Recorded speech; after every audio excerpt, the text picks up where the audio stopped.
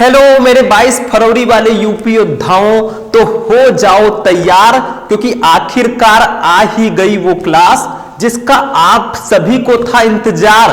22 फरवरी को हम आग लगा के आएंगे, यानी कि हिंदी में 100 में 100 लेकर आएंगे, क्योंकि मैं आपके लिए लेकर आया हूं क्लास 12 हिंदी का एक महा मैराथन क्लास। ये क्लास पूरे 2 घंटे की क्लास होगी और आपका बोर्ड एग्जाम आ चुका है बहुत ज्यादा नजदीक, तो ये क्लास आपके लिए बहुत ज्यादा इंपॉर्टेंट है। तो जितने भी स्टूडेंट 22 फरवरी को हिंदी का पेपर देंगे और जिनका टारगेट है कि इस बार हमें हिंदी में 100 में 100 लेकर आना है, वो इस वीडियो को शुरू से लेकर लास्ट तक देखेंगे, क्योंकि ऐसा वीडियो आपको पूरे YouTube पर कहीं नहीं मिलेगा। क्लास स्टार्ट करने से पहले मैं आपके लिए 2 लाइन कहना चाहूंगा कि राह संघर्ष की जो चलता है वही संसार को बदलता है, और जिसने रातों से जंग जीती है एक दिन सूर्य बनकर वही चमकता है। तो अगर आपको भी सूर्य बनकर चमकना है और आप भी चाह रहे हैं कि हमारा रिजल्ट बहुत अच्छा आए, तो भैया दिन रात मेहनत करना होगा, क्योंकि एग्जाम बहुत ज्यादा नजदीक है। ऐसे में आज हम महा मैराथन क्लास लेकर आए हैं। 2 घंटे की क्लास होगी, बैठ के खूब अच्छे से देख लीजिए। नींद वाला प्रॉब्लम है तो पानी लेकर बैठिएगा, क्योंकि क्लास 12 हिंदी 100 नंबर बिल्कुल पक्का हम कराएंगे 22 फरवरी वाले यूपी योद्धाओं का। ठीक है, आप लोग योद्धा हैं, आप कुछ भी कर सकते हैं। तो ये 2 घंटे की क्लास एक महा मैराथन क्लास होगी। जितने भी टॉपिक हैं सबको एक ही वीडियो में हम आज पढ़ेंगे, तो दिल थाम के बैठिए क्योंकि तूफान आने वाला है। ठीक है, देखो ये तूफान से पहले की शांति है। देखो टोटल हम इस वीडियो में 19 टॉपिक पढ़ेंगे। कितने टॉपिक? टोटल 19 टॉपिक आपके हिंदी में हैं। सबसे पहले ये जान लीजिए कौन कौन से टॉपिक पढ़ेंगे। ठीक है, टॉपिक इन 1 वीडियो। देखो सबसे पहले हम हिंदी के बहुविकल्पीय प्रश्नों को पढ़ेंगे 10 नंबर, फिर गद्यांश को सॉल्व करेंगे 10 नंबर, फिर पद्यांश को, फिर लेखक का जीवन परिचय 5 नंबर, फिर कवि का जीवन परिचय 5 नंबर, फिर पंचलाइन कहानी और खंड काव्य। ये आपका हो गया खंड काव्य। इन पूरे खंड का को हम इस वीडियो में पढ़ेंगे, और खंड का ही नहीं खंड खा भी हम इसी वीडियो में पढ़ेंगे, यानी कि पूरा हिंदी एक वीडियो में खत्म। ठीक है, तो आप मत कहना सर जी आप बताए नहीं, हमारी गलती नहीं है, ध्यान से देख लेना। देखो फिर हम पढ़ेंगे संस्कृत गद्यांश को 7 नंबर का, संस्कृत पद्यांश श्लोक को 7 नंबर का, 2 नंबर का मुहावरा, आपठित गद्यांश 5 नंबर का, शब्द युग्म 2, अनेक अर्थी शब्द 2, अनेक शब्दों के लिए 1 शब्द, इसको पढ़ेंगे। इतना टॉपिक पढ़ लेंगे ना कि गिनते गिनते आप थक जाएंगे, लेकिन खत्म नहीं होगा पूरा टॉपिक सिर्फ एक वीडियो में। फिर हम पढ़ेंगे वाक्य संशोधन 2 नंबर, रस 2 नंबर, छंद अलंकार 2 नंबर, पत्र लेखन 6 नंबर, निबंध 9 नंबर। टोटल जो 100 नंबर का आपका पेपर होता है 100 बाई 100 सारे टॉपिक आपको इस वीडियो में पढ़ाए जाएंगे। तो भैया ध्यान से देख लेना, बाद में मत कहना सर जी ने नहीं बताया था। आज सुधर जाओ, अगर समय रहते सुधर गए तो ठीक है, नहीं तो समय आपको सुधारने लगेगा ना तो बहुत बड़ी आफत आ जाएगी। तो चलिए स्टार्ट करते हैं। बस इस वीडियो को लाइक करना, चैनल पर नए चैनल को सब्सक्राइब करना, इतना ही हमको चाहिए। बाकी आप लोग अच्छे से तैयारी करें और अच्छा रिजल्ट आए, इससे बड़ा आशीर्वाद मेरे लिए कुछ नहीं हो सकता। ठीक है, तो चलिए स्टार्ट करते हैं। सबसे पहले हिंदी के ऑब्जेक्टिव क्वेश्चन को, सबसे पहला टॉपिक है हिंदी के बहुविकल्पीय प्रश्न। एक एक करके सारे टॉपिक को हम आज पढ़ लेंगे भैया। ठीक है, चलिए स्टार्ट करते हैं। सबसे पहला टॉपिक, फर्स्ट क्वेश्चन देखिए आपके स्क्रीन पर ये रहा। ठीक है, देखो निम्नलिखित में अष्टयाम की भाषा है, बताइए इसमें से कौन सी अष्टयाम जो है किस भाषा में लिखा गया है, मतलब निम्नलिखित में अष्टयाम की भाषा क्या है। जो अष्टयाम रचना है कृष्ण भक्ति शाखा से संबंधित है, ये किस भाषा में लिखा गया है, which language, in which language. का है राजस्थानी, खा है ब्रज भाषा, गा है अवधी, घा है खड़ी बोली। तो ये ब्रज भाषा में लिखा गया है अष्टयाम। ठीक है, ध्यान रखिएगा। जिसको जिसको ऑप्शन पता है आंसर कमेंट पहले ही कर दो, कमेंट बॉक्स आपके लिए ही होता है। ठीक है, ध्यान रखिएगा। दूसरा, श्रृंगार रस मंडन के रचनाकार कौन है? श्रृंगार रस मंडन के रचनाकार जल्दी बताओ। आप में से 90% स्टूडेंट को पता होगा क्योंकि एग्जाम नजदीक है। का है नाभादास, खा है चतुर्भुज दास, गा है विठल नाथ, घा है ज्योतिरीश्वर। तो विठल नाथ जी हैं श्रृंगार रस मंडन के रचनाकार। ठीक है, ये ध्यान रखिएगा। तो ये आपका ऑप्शन नंबर ग बिल्कुल सही है। ठीक है। तो ऐसे ही आपको क्वेश्चन का आंसर एग्जाम में जाकर लिखना होगा, ठीक है। नेक्स्ट क्वेश्चन, ठीक है। एक गाना आपने सुना होगा, तुझे कितना चाहने लगे हम। अब आपको क्या करना है, एक बुक लेना है, दिन रात पढ़ना है, तुझे कितना चाहने लगे हम, क्योंकि अब एग्जाम आ रहे हैं। फोन को आप लोग तो बहुत चाहते हैं, लेकिन फोन को थोड़ा सा साइड में रखना है, अपने बुक्स पे ध्यान देना है, क्योंकि बुक ही सब कुछ है। अब वही आपका इज्जत बचा सकती है, क्योंकि पास होना अच्छे नंबर से। तीसरा, खड़ी बोली की प्रथम गद्य रचना किसे माना जाता है, बताइए। खड़ी बोली की प्रथम गद्य रचना आपसे पूछी जा रही है। का है चंद छंद वर्णन की महिमा, खा है कामायनी, गा है प्रिय प्रवास, घा है रामचरितमानस। तो का वाला ऑप्शन सही होगा, चंद छंद वर्णन की महिमा। ये खड़ी बोली की प्रथम गद्य रचना इसको मानी जाती है। समझ में आ रहा है?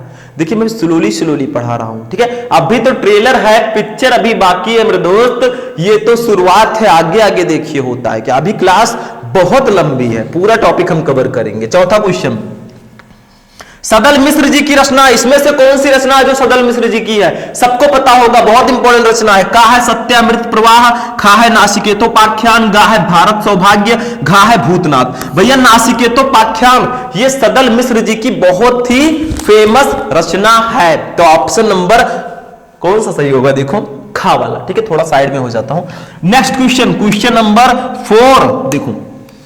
हिंदी की प्रथम पत्रिका उदंत मार्तंड के रचना के संपादक थे। हिंदी की प्रथम पत्रिका जो सबसे पहले संपादित हुई, नाम है उदंत मार्तंड। इसके संपादक कौन थे बताइए, नाम लीजिए, उदंत मार्तंड, ठीक है। उदंत मार्तंड ऐसे। का है बालकृष्ण भट्ट, खा है प्रताप नारायण मिश्र, गा है किशोरी लाल गोस्वामी, घा है युगल किशोर शुक्ल, ठीक है। तो इसका राइट आंसर होगा ऑप्शन नंबर घा, युगल किशोर शुक्ल। हिंदी की जो प्रथम पत्रिका है उदंत मार्तंड, इसके संपादक थे युगल किशोर शुक्ल जी। ऑप्शन नंबर घा राइट होगा। नेक्स्ट क्वेश्चन, बाला बोधिनी पत्रिका के संपादक थे। बाला बोधिनी पत्रिका के संपादक कौन थे? का है शिव प्रसाद सितारे हिंद, खा है भारतेंदु हरिश्चंद्र, गा है ठाकुर जगमोहन सिंह और घा है काशीनाथ खत्री। तो भारतेंदु हरिश्चंद्र जी थे। बाला बोधिनी पत्रिका के संपादक भारतेंदु हरिश्चंद्र जी थे। बस हो गया, ऑप्शन नंबर खा राइट होगा। नेक्स्ट क्वेश्चन, क्वेश्चन नंबर 6 देखो। 10 क्वेश्चन हम पढ़ेंगे, टॉप 10 क्वेश्चन। उसके बाद में हम गद्यांश, फिर पद्यांश, फिर जीवन परिचय, फिर कहानी। आज कहानी बनाएंगे, आज अपनी स्टोरी बनाएंगे हिंदी की। देखो 7 नंबर, काशी नगरी प्रचारणी सभा की स्थापना किसने की थी? ये तो सिंपल सा क्वेश्चन है, ये ट्रेंडिंग वाला क्वेश्चन है। का है श्याम सुंदर दास, खा है गुलाब राय, गा है सुमित्रानंदन पंत, घा है राय कृष्ण दास। तो ऑप्शन नंबर का राइट होगा श्याम सुंदर दास। काशी नागरी प्रचारणी सभा की स्थापना श्याम सुंदर दास जी ने किया था। बस हो गया। 8 नंबर क्वेश्चन, हिंदी का पहला मौलिक उपन्यास है। ये तो आपके जुबान पर होना चाहिए, लफ्जों पे आपके होना चाहिए कि हिंदी का प्रथम मौलिक उपन्यास क्या है, ठीक है। का है परीक्षा गुरु, खा है गोदान, गा है गुनाहों के देवता, घा है चित्रलेखा। तो परीक्षा गुरु है हिंदी का पहला मौलिक उपन्यास, ठीक है। नेक्स्ट क्वेश्चन देखो, क्वेश्चन नंबर 9, भारतेंदु युग में किस पत्रिका का संपादन हुआ? यह तो बहुत इजी है, बताइए इसमें से कौन सी पत्रिका है जिसका संपादन भारतेंदु युग में हुआ? का है हंस, खा है कविवचन सुधा, गा है धर्मयुग, घा है दिनमान। तो कविवचन सुधा जो पत्रिका है इसका संपादन भारतेंदु युग में हुआ है। नेक्स्ट क्वेश्चन 10 नंबर, नूतन ब्रह्मचारी के रचनाकार हैं। का है सदल मिश्र जी, खा है बालकृष्ण भट्ट जी और गा है लल्लूलाल, घा है मोहन डाकेश। बालकृष्ण भट्ट जी नूतन ब्रह्मचारी के संपादक जो है, रचनाकार जो है वो बालकृष्ण भट्ट जी हैं। ऑप्शन नंबर खा राइट होगा। अब मैं आपसे क्वेश्चन करता हूं ऑब्जेक्टिव, देखिए टॉप 10 ऑब्जेक्टिव मैंने बताए, एक क्वेश्चन आप बताइए यामा किसकी रचना है? बहुत ही फेमस है यामा, ये किसकी रचना है? कमेंट बॉक्स में इसका आंसर दीजिए। चलिए आगे बढ़ते हैं, अब हम लोग गद्यांश पे चलते हैं, ठीक है। ये हो गया नेक्स्ट। अब देखिए स्टूडेंट, हमारा जो नेक्स्ट टॉपिक है वो है महत्वपूर्ण गद्यांश। देखो कुछ इस प्रकार से दिया जाएगा, सारी चीजें लिखी हुई है, ध्यान दीजिएगा। महत्वपूर्ण गद्यांश आएगा 10 नंबर का, और कैसे आपको इसको सॉल्व करना है इसको मैं बताता हूं। बहुत सिंपल सा आता है, देखो ये आपका गद्यांश है, यहां से लेकर यहां तक, ठीक है, ये आपका गद्यांश है। इसके नीचे 5 क्वेश्चन रहेंगे, 3 तो दिए गए हैं, 2 इस साइड में है, देखो ये 2 इस साइड में है, ठीक है। तो इसको कैसे सॉल्व करेंगे, देखो जैसे पहले पढ़ो, इसको ध्यान से पढ़ना है, पढ़ोगे तभी क्वेश्चन का आंसर दे पाओगे। और मेरे अकॉर्डिंग जो गद्यांश है ये बहुत ही इजी टॉपिक होता है, ठीक है। सरफरोशी की तमन्ना अब हमारे दिल में है, देखते हैं कितनी ताकत बाजुए कातिल में है, ठीक है। तो ये मैं बता रहा हूं कि कैसे अब खुद को आप देखिए कितने पानी में है, ठीक है। सरफरोशी की तमन्ना अब हमारे दिल में है, इतना मेहनत करेंगे कि जो कहते हैं देखते हैं कितनी ताकत बाजुए कातिल में है, उनको दिखा के रहेंगे। जो कहते हैं तुझसे नहीं होगा, उनको भी करके दिखाएंगे। और सब्र रखो मेरे दोस्त, हम आपसे भी आगे जाएंगे, ऐसा बोलो सबसे, ठीक है। देखो, मातृभूमि पर निवास करने वाले मनुष्य राष्ट्र का दूसरा अंग है। पृथ्वी हो या मनुष्य, पृथ्वी हो और मनुष्य ना हो तो राष्ट्र की कल्पना असंभव है। पृथ्वी हो, उस पर आदमी ही नहीं होंगे तो राष्ट्र देश कैसे बनेगा, सिंपल सा है। पृथ्वी और जन दोनों के समन्वय से ही राष्ट्र का स्वरूप संपादित होता है। जब पृथ्वी रहेगी और लोग उस पर रहेंगे तब भी ये राष्ट्र बनेगा, ठीक है। जन के कारण ही पृथ्वी मातृभूमि की संज्ञा प्राप्त करती है। पृथ्वी माता है और जन सच्चे अर्थों में पृथ्वी के पुत्र है। ये धरती हमारी माता है और हम इसके पुत्र हैं, ये तो सबको पता है। देखिए, इसके नीचे 5 क्वेश्चन है। सबसे पहला क्वेश्चन, उपयुक्त गद्यांश के पाठ और लेखक का नाम लिखिए। ये गद्यांश किस पाठ से है और इसके लेखक कौन है, बताइए। पहचान गए कि नहीं पहचाने, पहचाने कि नहीं पहचाने। देखो, राष्ट्र का स्वरूप चैप्टर से, इसमें राष्ट्र वर्ड कई बार आया है, ये ट्रिक है। ये राष्ट्र का स्वरूप चैप्टर से है, इसके लेखक हैं वासुदेव शरण अग्रवाल जी। तो सबसे पहला क्वेश्चन यही होगा कि उपयुक्त गद्यांश के पाठ और लेखक का नाम लिखिए, 2 नंबर मिलेगा अगर आपने लिख दिया तो, ठीक है। दूसरा, रेखांकित अंश की व्याख्या कीजिए। इसकी व्याख्या करनी है, जिसके नीचे रेखाएं। देखो, पृथ्वी मातृभूमि की संज्ञा प्राप्त करती है, पृथ्वी माता है और जन सच्चे अर्थों में उसके पुत्र हैं। यहां से आपको व्याख्या करना है, ठीक है, अपनी भाषा में। अभी हम करेंगे। देखिए, अलग से नहीं लाया जाता है, खुद लिखना होता है, खुद क्रिएट करना होता है। आप खुद में एक लेखक हैं, आप पढ़ रहे हैं, आप स्टूडेंट हैं, आप लिखते हैं, आप पढ़ते हैं, आप खुद ही लेखक हैं, आप खुद लिख सकते हैं। कोई जरूरी नहीं है बुक से याद करके जाएं, रट के जाएं, वही लिखें, ऐसा कंपलसरी नहीं है। तीसरा क्वेश्चन, राष्ट्र की कल्पना कब असंभव है। देखो, यहां लिखा है पृथ्वी हो और मनुष्य ना हो तो राष्ट्र की कल्पना असंभव है, यही लिख दो सीधा सीधा, 2 नंबर कंप्लीट, 2 नंबर इसका भी कंप्लीट हो गया। आगे क्वेश्चन देखते हैं भैया, आंसर भी इसमें लिखा है। चौथा क्वेश्चन, पृथ्वी और जन दोनों मिलकर क्या बनाते हैं। तो देखिए, इधर आंसर दिया गया है सारा। देखो, पृथ्वी और जन दोनों मिलकर, ये देखो, पृथ्वी और जन दोनों के समन्वय से ही राष्ट्र का स्वरूप संपादित होता है। तो पृथ्वी और जन दोनों मिलकर राष्ट्र का स्वरूप बनाते हैं, बस यही लिख देना है। क्या है भाई, कुछ नहीं है इसमें, टेंशन मत लेना। 5वां क्वेश्चन, पृथ्वी कब मातृभूमि की संज्ञा प्राप्त करती है। तो देखो, जन के कारण ही पृथ्वी मातृभूमि की संज्ञा प्राप्त करती है। जब इस पर लोग रहेंगे तभी ये मातृभूमि कहलाएगी, क्योंकि पृथ्वी हमारी माता है, हम ही लोग मातृभूमि उनको बोलते हैं, ठीक है। तो जब लोग रहेंगे तभी तो होगा काम। तो ये सारा क्वेश्चन का आंसर दिया रहता है गद्यांश में। क्या है भाई, क्या है इसमें, क्यों आखिर आप लोग सोचते हैं। कुछ स्टूडेंट है कहते हैं सर मेरी तैयारी नहीं हुई है। तैयारी आपकी हुई है, बस आप लोग कमजोर हैं। आप लोग अपने अंदर की आग को नहीं जगा रहे हैं, जगाइए। एग्जाम आ रहा है, नहीं जगाएंगे तो फिर जागेगा भी नहीं। अब चलिए एक एक का आंसर लिखते हैं। सबसे पहले, उपयुक्त गद्यांश के पाठ और लेखक का नाम लिखिए। गद्यांश सॉल्व करने से पहले आपको इस प्रकार से लिखना होगा। देखो, मातृभूमि पर डॉट डॉट करके पुत्र हैं, देखो ये लिखा है, मातृभूमि डॉट डॉट करके पुत्र हैं। इसको मैंने क्यों लिखा, आपके एग्जाम में 2 गद्यांश रहेंगे, करना तो एक ही होगा। अब एग्जामिनर भैया को कैसे पता चलेगा आपने कौन सा किया है, क्वेश्चन तो उतारना नहीं है, तो ऐसे लिखना होगा, ठीक है, तभी तो होगा। देखो, अब पहले क्वेश्चन का आंसर, फर्स्ट क्वेश्चन था उपयुक्त गद्यांश के पाठ और लेखक का नाम लिखिए। लो, मैंने लिख दिया।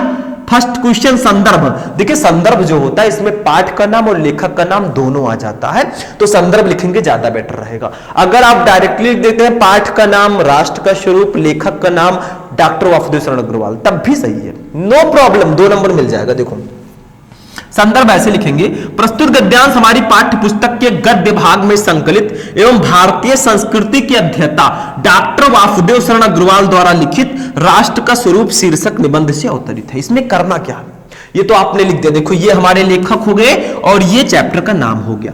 लेकिन आप एक काम करो, प्रस्तुत गद्यांश हमारी पाठ्य पुस्तक के गद्य भाग, ये जो गद्य भाग है इसको ब्लैक से लिखिएगा, ब्लैक पेन से, और ऐसे इन्वर्टेड कॉमा के अंदर में संकलित एवं भारतीय संस्कृति के अध्येता डॉक्टर वासुदेव शरण अग्रवाल भी ब्लैक से लिखिएगा। जितना खूबसूरत होगा उतना ही अच्छा नंबर देगा एग्जाम में, ध्यान रखिएगा। खूबसूरत वस्तुओं को सभी लोग पसंद करते हैं, हम भी करते हैं, आप भी करते हैं, ठीक है, समझ में आया। डारा लिखिए राष्ट्र का स्वरूप, अब राष्ट्र का स्वरूप भी ब्लैक से लिखिएगा, शीर्षक निबंध से अवतरित है, बाकी ब्लू, मतलब जो मेन पॉइंट है वो ब्लैक से लिखिएगा। ये आप घर वाली रफ कॉपी नहीं कर रहे हैं, आप बोर्ड एग्जाम वाली कॉपी लिख रहे हैं। जो पूरे साल पढ़ा है, क्या पढ़ा है वो खुद को प्रेजेंट करना होता है 3 घंटे 15 मिनट में, ठीक है, 10 ही हुए। तो फर्स्ट क्वेश्चन का आंसर हो गया, 2 नंबर कंप्लीट हमारा। यहां पे 2 नंबर ऐसे एग्जामिनर देगा, लो भैया ले जाओ, इस पे 13 ही अकेले बेटा।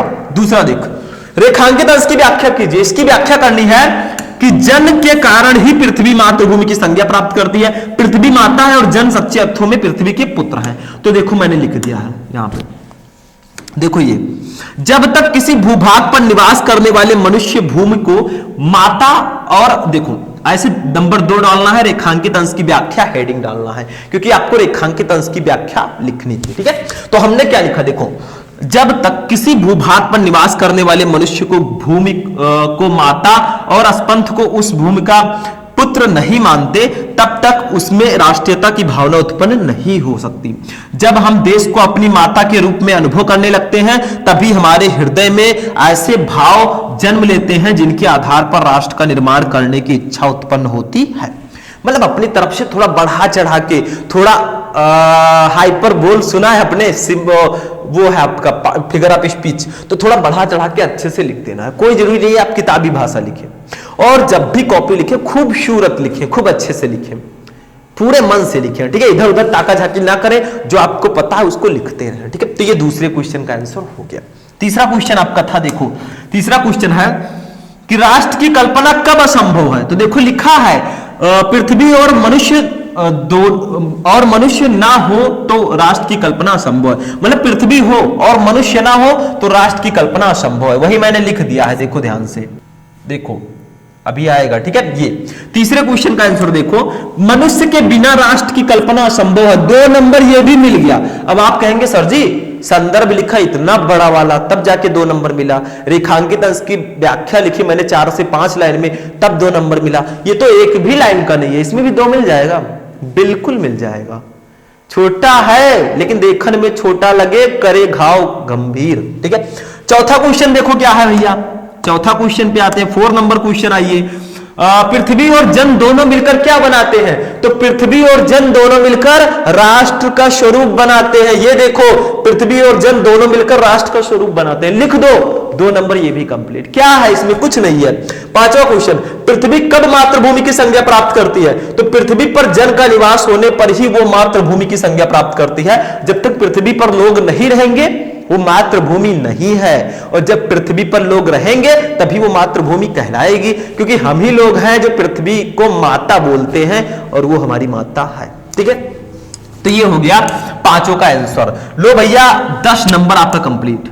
ध्यान से देखना, देखो आपका जो है 10/10 कंप्लीट। क्या है, मैं इनको कुछ नहीं समझता, आप खुद को इतना मजबूत बनाए, इतना दृढ़ निश्चयी बनाए कि ये सारे टॉपिक आपको हलवा लगे, बिल्कुल सिंपल सा, ठीक है।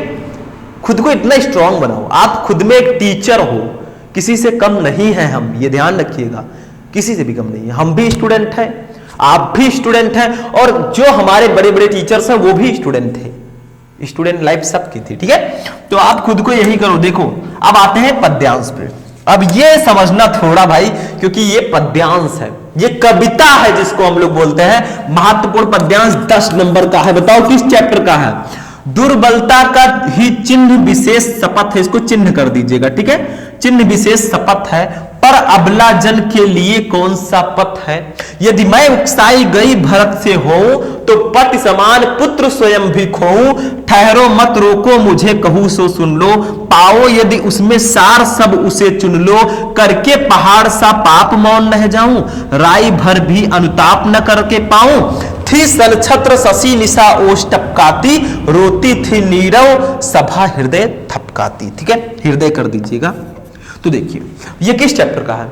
ये कैकेयी जी जो है वो पश्चाताप कर रही है। ये कैकेयी का अनुताप चैप्टर से है और इसके कवि कौन है? या मैथिली शरण गुप्त जी हैं। ठीक है, ध्यान से समझिएगा। हेयर स्टाइल कैसा है देखो, बदल दिया मैंने खुद को। ठीक है, तो देखो क्या है, दुर्बलता का ही चिन्ह विशेष शपथ है, कमजोर व्यक्तियों का जो प्रतीक है वो शपथ है, कसम जिसको लोग बोलते हैं, ए कसम खाओ तूने मेरी गेंद नहीं रखी है, तूने मेरी बॉल नहीं चुराई है, कसम जिसको शपथ बोलते हैं। तो कहा जा रहा है दुर्बलता का ही चिन्ह विशेष शपथ है, यानी कि कसम खाना या शपथ लेना ये दुर्बल व्यक्तियों, कमजोर व्यक्तियों की निशानी है। ठीक है, पर अबला जन के लिए कौन सा पथ है? पर अबला जन, अबला जन का मतलब होता है नारी। ये कैकेयी जी जब जाती हैं, राम जी को 14 वर्ष का वनवास होता है, तो कैकेयी वन में राम जी से मिलने जाती हैं, तब ये कहा जाता है कि दुर्बलता का ही चिन्ह विशेष शपथ है, शपथ लेना ये कमजोर व्यक्ति की निशानी है। पर अबला जन के लिए कौन सा पथ है? लेकिन जो स्त्री होती है उसके पास कोई और रास्ता नहीं होता। अभी देखो स्त्रियों में झगड़ा हो जाए घर में तो वो कसम खाने लगती हैं तुरंत, मुझे मेरी बेटी की कसम, मुझे इसकी कसम, उसकी कसम। मेनली मैं स्त्रियों की बात, फीमेल्स की बात कर रहा हूं, सब ऐसे सब नहीं होते। ठीक है, लेकिन अबला जन के लिए कौन सा पथ है? लेकिन स्त्रियों के लिए और कोई दूसरा उपाय नहीं है, कसम ही खाना पड़ता है। ठीक है, यदि मैं उकसाई गई भरत से हूं, फिर वो बोलती है अगर राम जी के वनवास के लिए मुझे भरत ने अगर उकसाया हो तो पति समान ही स्वयं पुत्र भी खो, तो वो कहती है मैं अपनी पति दशरथ जी के समान ही अपने पुत्र को भी खो दूं। मतलब वो यही कहती हैं कि अगर मुझे वनवास के लिए, वो भरत जी को अच्छा व्यक्ति बताती है, वो थे भी वही। ठीक है, तो वो ये प्रूफ करना चाहती हैं कि मुझे भरत ने नहीं उकसाया है वनवास के लिए, ठीक है, मुझे किसी और ने उकसाया है। तो वो कहती है यदि मैं उकसाई गई भरत से हूं, अगर राम जी के वनवास में मुझे भरत ने उकसाया हो तो पति समान ही स्वयं पुत्र भी खो, तो अपने पति के समान ही अपना पुत्र भी खो दूं मैं, ऐसा बोलती हैं। आगे देखो, ठहरो मत रोको मुझे कहूं सो सुन लो। वहां जो है सभा बैठी होती है, बहुत सारे लोग होते हैं जब राम जी से मिलने जाती है कैकेयी जी, पूरी सभा बैठी होती है। तो ठहरो मत रोको मुझे कहूं सो सुन लो। फिर कैकेयी जी कहती हैं कि मुझे आज कोई मत रोकना, जो मैं कहती हूं उसको सब लोग सुन लो, पाओ यदि उसमें सार उसे सब चुन लो, और अगर उसमें कोई आपको सारांश मिलता है तो उसको चुन लीजिए। ठीक है, करके पहाड़ सा पाप मौन रह जाऊं। फिर वो कहती हैं राम जी को वनवास करा दिया मैंने, इतना बड़ा पाप करके मैं चुप रह जाऊं? ऐसा नहीं है, मुझे तो पश्चाताप करना ही होगा। आगे देखिए, राई भर भी अनुताप न करने पाऊं और थोड़ा सा भी पश्चाताप न करने पाऊं। इतना बड़ा पाप मैंने किया, राम जी को वनवास कराया है, फिर भी मैं थोड़ा बहुत पश्चाताप ना करूं? ऐसा नहीं हो सकता। थी सनछत्र शशि निशा ओष टपकाती, तो वहां पर शशि निशा मतलब जो चांदनी भरी जो रात है वो शीत टपका रही थी, ऐसा मानो कि वो भी रो रही हो, आंसू गिर रहे हो, ऐसा लग रहा था। रोती थी नीरो सभा हृदय तपकाती, और वहां जो सभा बैठी थी उनका भी दिल रो रहा था और ऐसा लग रहा था वो कैकेयी जी को माफ कर देंगे। ठीक है, तो ये भैया आपका पद्यांश हो गया। अब इसके नीचे 5 क्वेश्चन रहेंगे। देखो क्वेश्चन को देखो, सबसे पहला क्वेश्चन है उपयुक्त पद्यांश के शीर्षक और कवि का नाम लिखिए। इसके शीर्षक और कवि का नाम लिखना है, किस पाठ से है, इसकी कवि कौन है। तो ये किस पाठ से है? कैकेयी का अनुताप। इसके कवि हैं मैथिली शरण गुप्त जी। ठीक है, दूसरा क्वेश्चन, रेखांकित अंश की व्याख्या कीजिए। इसकी व्याख्या आपको करनी है, थी सनछत्र शशि निशा ओष टपकाती, रोती थी नीरो सभा हृदय थपकाती। अभी मैं बताऊंगा। तीसरा क्वेश्चन देखो, दुर्बलता का ही चिन्ह विशेष शपथ है, इसे कौन किससे कह रहा है? मतलब दुर्बलता का ही चिन्ह विशेष शपथ है, चिन्ह दुर्बलता का ही चिन्ह क्या है, इसे कौन कह रहा है? तो कौन कह रहा था? कैकेयी जी कह रही थी। अभी मैं आंसर बताऊंगा। चौथा, ठहरो मत रोको मुझे कहूं सो सुन लो, यह कथन किसका है और किसके प्रति है? तो ये कथन जो है ये कैकेयी जी का है। अभी मैं बताऊंगा। कैकेयी जी कह रही है ठहरो मत रोको मुझे कहूं सो सुन लो, मुझे कोई मत रोको, जो मैं कह रहा हूं उसको सुन लो सब लोग। ठीक है। पांचवा, नीरव सभा की क्या स्थिति थी? ठीक है, वो भी उनका हृदय भी रो रहा था, ऐसा लग रहा था जो वहां सभा बैठी थी। एक एक का आंसर लिखेंगे। सबसे पहले वही काम जो मैंने बताया था, डॉट डॉट कर देना, दुर्बलता डॉट डॉट डॉट डॉट नील विश्वासी। ठीक है, ऐसे लिख देना है। यहां पे नील विश्वासी मत लिखिएगा, ये लिखिएगा, ये देखो थपकाती लिख दीजिएगा, थोड़ा सा प्रॉब्लम है वहां पे सही कर दीजिएगा आप लोग, ठीक है। अब देखिए सबसे फर्स्ट क्वेश्चन आपको संदर्भ लिखना है, क्योंकि पहला क्वेश्चन यही था स्टूडेंट। देखो फर्स्ट क्वेश्चन जो हमारा था वो यही था। देखो उपयुक्त पद्यांश के शीर्षक और कवि का नाम लिखिए। तो सबसे पहले हम संदर्भ लिखेंगे, खूब प्यारा सा देखो लिखेंगे, प्रस्तुत पद्यांश श्री मैथिली शरण गुप्त, इनको इन्वर्टेड कॉमा के अंदर करेंगे, ब्लैक पेन से लिखिएगा, ये हमारे कवि जी हैं, भी रिस्पेक्ट, ठीक है, हम रिस्पेक्ट करते हैं, द्वारा रचित साकेत महाकाव्य, साकेत को भी ब्लैक से, हमारी पाठ्य पुस्तक के पद्य भाग, इसको पद्य भाग में संकलित कैकेयी का अनुताप शीर्षक काव्यांश से अवतरित है। मतलब ये इसके जो कवि हैं वो मैथिली शरण गुप्त जी हैं, और किस पाठ से है ये, कैकेयी का अनुताप। तो ऐसे लिखना, प्रस्तुत पद्यांश श्री मैथिली शरण गुप्त द्वारा रचित साकेत महाकाव्य से हमारी पाठ्य पुस्तक के पद्य भाग में संकलित कैकेयी का अनुताप शीर्षक काव्यांश से अवतरित है। ऐसे लिखोगे 2 नंबर आपको एग्जामिनर दे देगा। ले बेटा ये ले। दूसरा, अब रेखांकित अंश की व्याख्या आपको करनी है। देखिए क्या, कौन सी व्याख्या आपको करनी है, ध्यान दीजिएगा थोड़ा सा।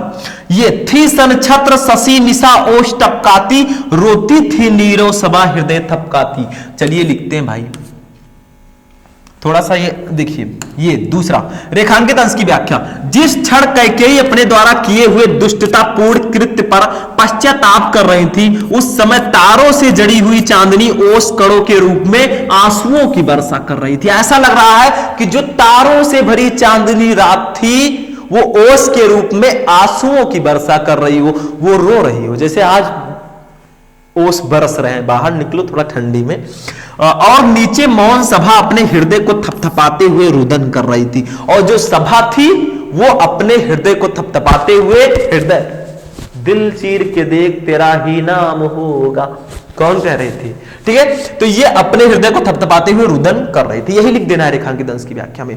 मतलब जिस क्षण कैकेयी जी अपने द्वारा किए हुए दुष्टतापूर्ण कृत्य, दुष्टतापूर्ण कृत्य का मतलब कैकेयी जी ने राम जी को 14 वर्ष का वनवास करवाया था, ठीक है।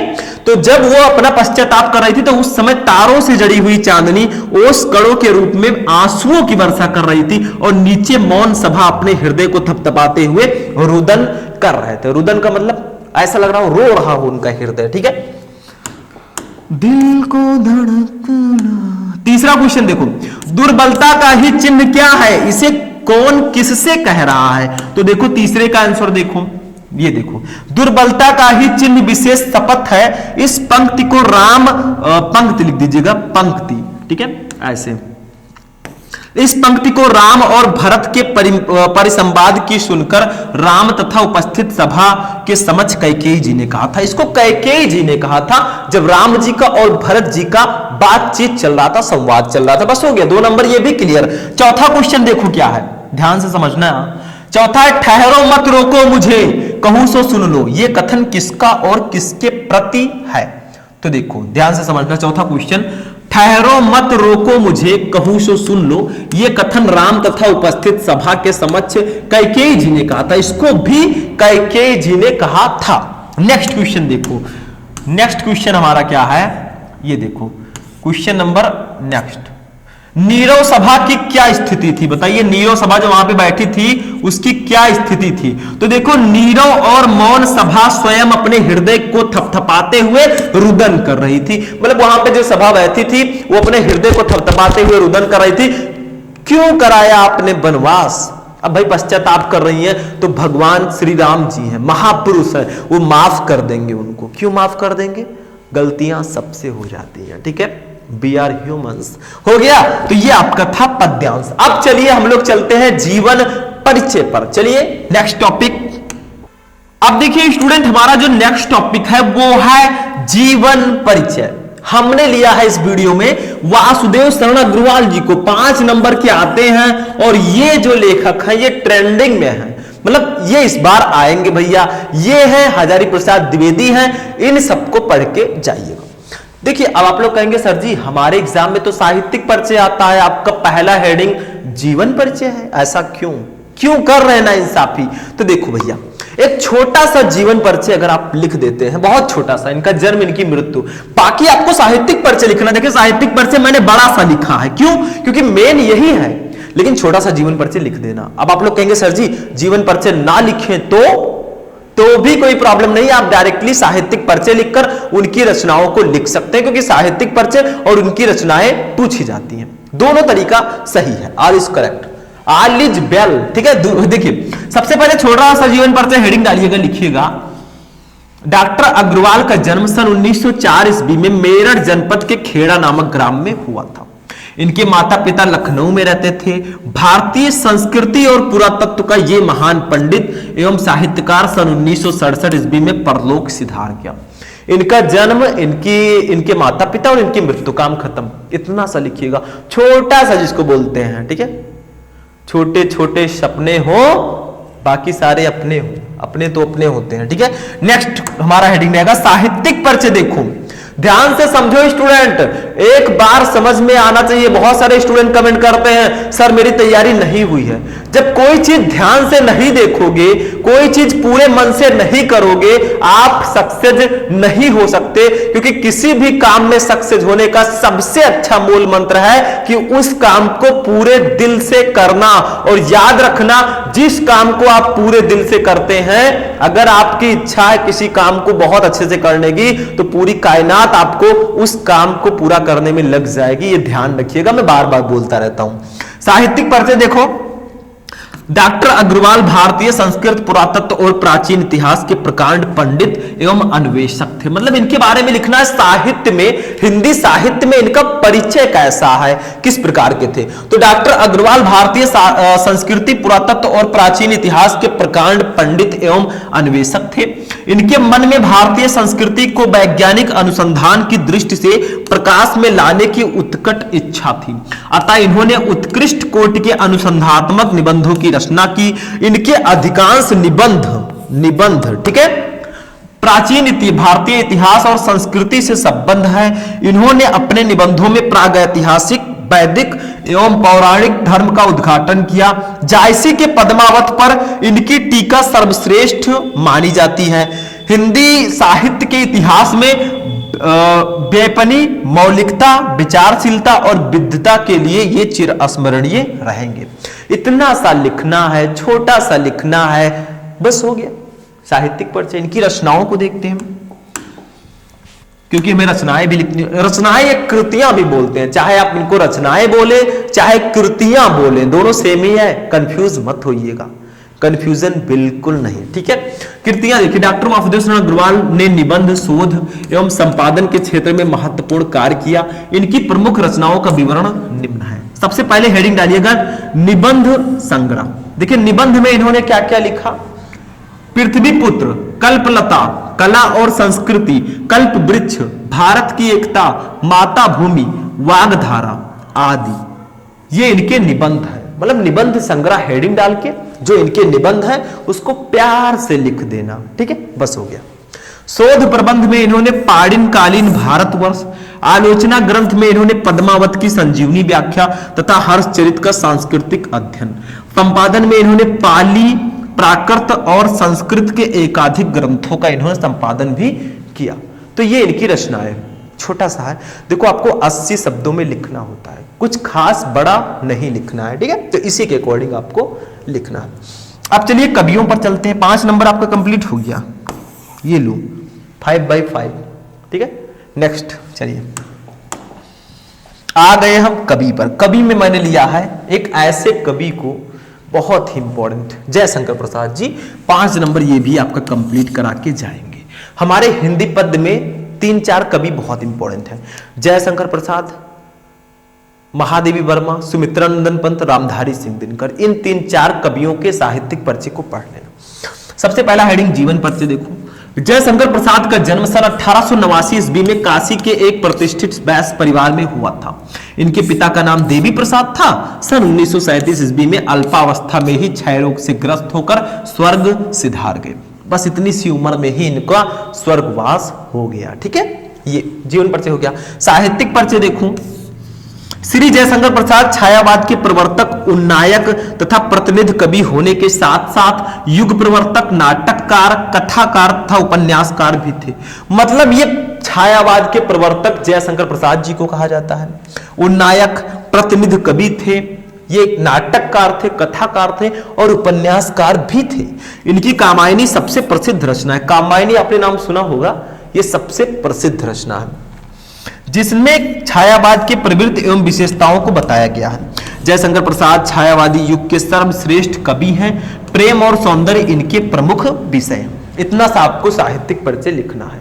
थोड़ा बढ़ा चढ़ा के लिख देंगे और अच्छी बात है, थोड़ा अलग से, ठीक है। आप बुक्स में देख लीजिएगा तो ये आपका हो गया साहित्यिक परिचय। इनकी रचनाओं पे आते हैं भाई साहब। रचनाएं, इनके प्रमुख काव्य ग्रंथों का विवरण निम्न है। देखिए ज्यादातर इन्होंने काव्य रचना ही की थी। इसको काव्य कर दीजिएगा, थोड़ा सा सही कर लीजिए, कहीं कहीं गलती हो जाती है भाई कंप्यूटर से। तो इनके प्रमुख काव्य ग्रंथों का विवरण निम्न है। देखो काव्य में इन्होंने कामायनी, आंसू, लहर, झरना, ये इनकी काव्य रचनाएं हैं, मतलब जो काव्य में इन्होंने रचना की, ठीक है। कहानी में देखिए कुछ कहानियां भी लिखी इन्होंने, क्योंकि ये कवि तो थे ही, साथ में कहानीकार भी थे, उपन्यासकार भी थे, निबंधकार भी थे, तो रचनाएं भी होंगी, ठीक है। कहानी में इन्होंने आकाशदीप, इंद्रजाल, प्रतिध्वनि, ठीक है, प्रतिध्वन आंधी, ठीक है, ये इनकी कहानी की रचनाएं हैं, मतलब जो इन्होंने कहानियां लिखी।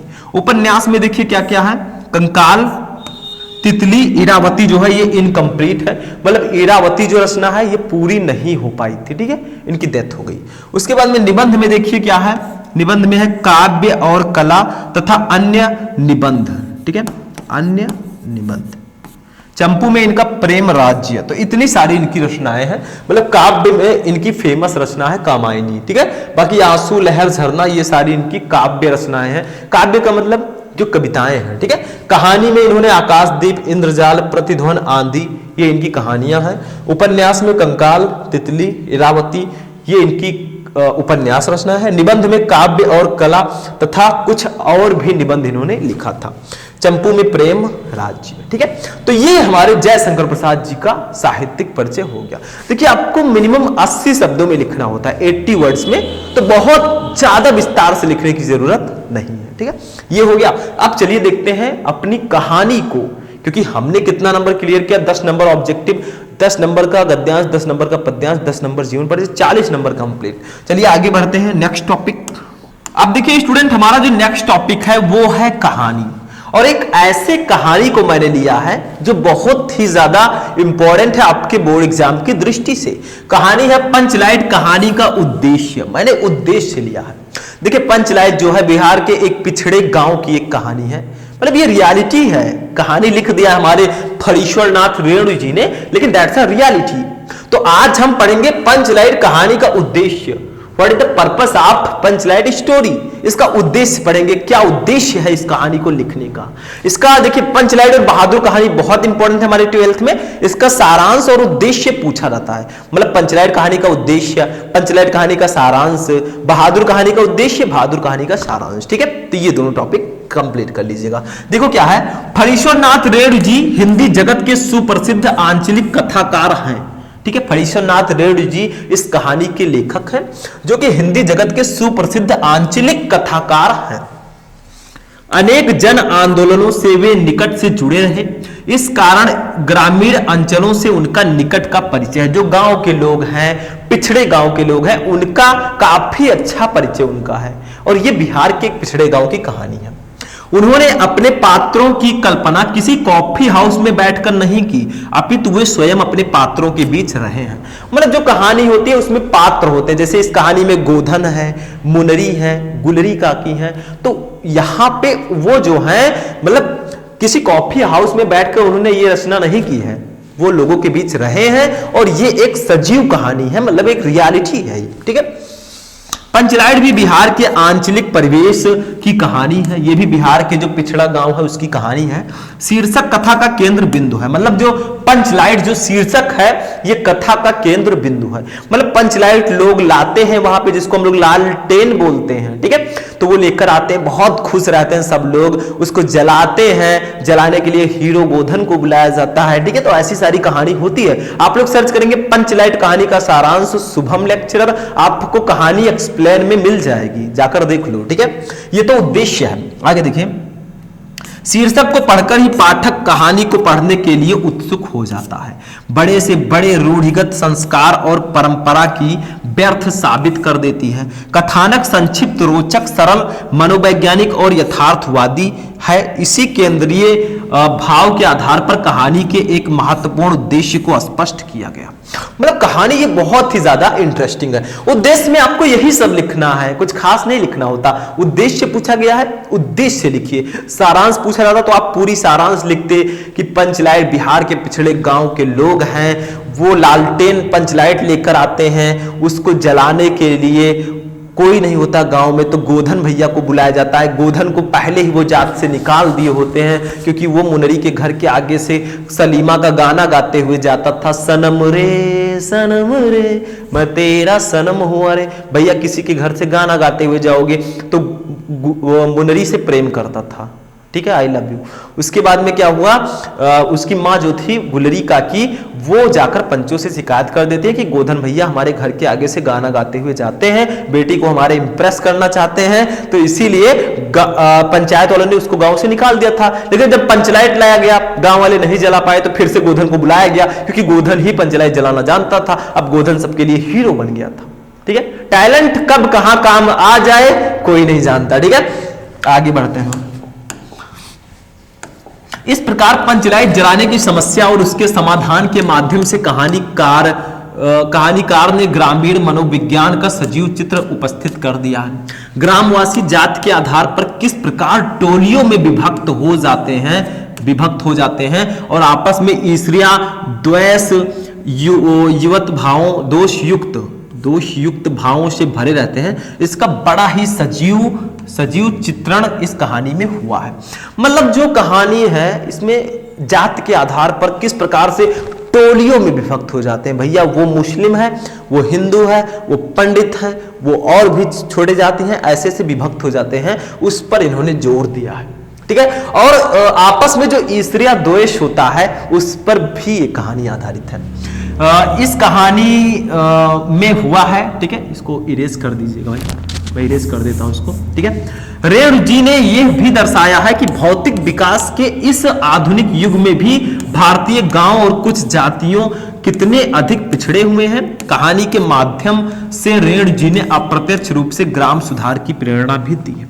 मतलब बिहार का जो पिछड़ा गांव है उस कितना ज्यादा पिछड़ा है उसको भी इन्होंने बताया है, सारी चीजें। तो इस कहानी में यही बताया गया, उद्देश्य इसका यही है, यही लिखकर आओगे पूरे के पूरे नंबर मिलेंगे। लेकिन अगर सारांश आता है तो वो भी मैं आपको बताऊंगा, आप लोग सर्च भी कर सकते हैं, पंचलाइट कहानी का सारांश शुभम लेक्चर वीडियो मिल जाएगा। क्या कर रहे हो, तो ये हमारा हो गया। एक और टॉपिक होता है खंड काव्य। हमारे खंड का सारा टॉपिक फिनिश हुआ। एक टॉपिक है खंड काव्य, जो मैं इस वीडियो में नहीं बताऊंगा, क्योंकि खंड काव्य जो होता है ये 5 नंबर का आता है और ये जिला वाइज होता है। जैसे हम यूपी से हैं, कुछ जिलों में दूसरा खंड काव्य है, रश्मि रथी है, कुछ जिलों में त्यागपथी है, कुछ जिलों में मुक्त यज्ञ है, कुछ जिलों में सत्य की जीत है, कुछ जिलों में कुछ दूसरा है। तो यहां पे जिला वाइज होता है। अब मैं किसी को बता दूं त्यागपथी, हमारे यहाँ त्यागपथी है, अभी त्यागपथी में बता दूं तो बाकी का क्या होगा, आपका क्या होगा जनाबे अली। तो ये आपका हो गया कंप्लीट, ठीक है। खंड काव्य आप खुद से पढ़ लीजिएगा जो आपके सिलेबस में हो। टॉपिक है ये है संस्कृत गद्यांश।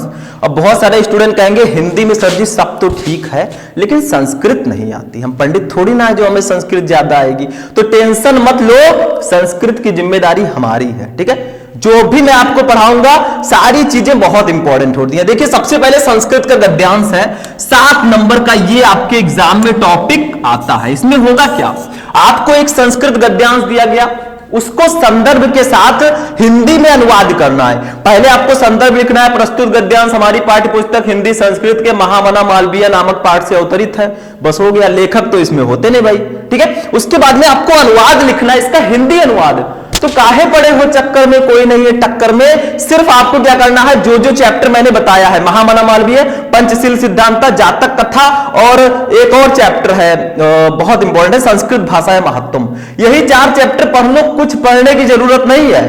हिंदी के महत्वपूर्ण चैप्टर पे भी मैंने वीडियो बना रखा है। तो आज हम पढ़ेंगे एक ऐसे गद्यांश को जो महामना मालवीय चैप्टर का है।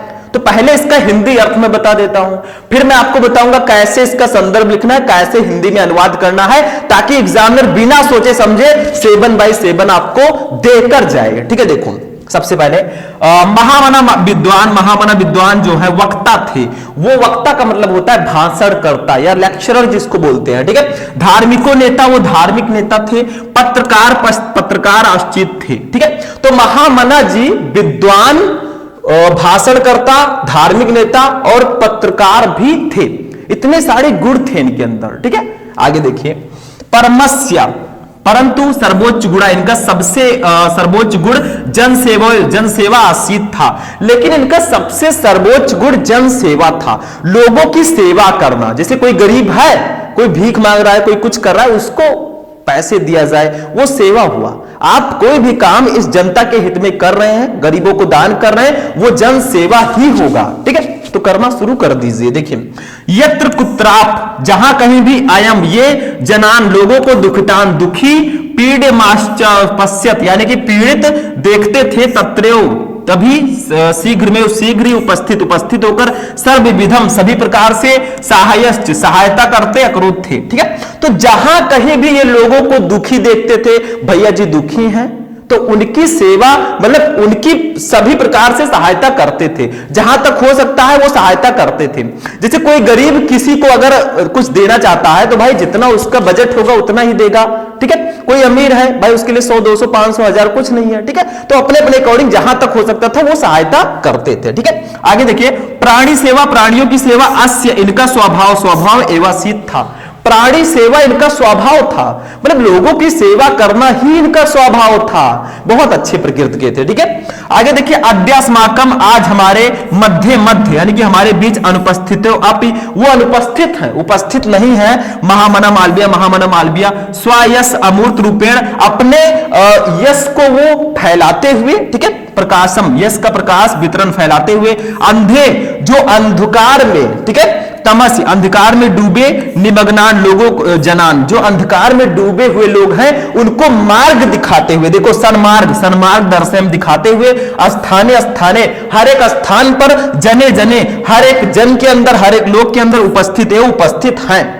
भले ही आज हमारे बीच महामना मालवीय जी नहीं हैं, लेकिन वो अपने अमूर्त रूप का यश फैलाते हुए और अंधकार में डूबे लोगों को सन्मार्ग दिखाते हुए वो स्थान पर और हमारे बीच में आज भी उपस्थित हैं, ठीक है।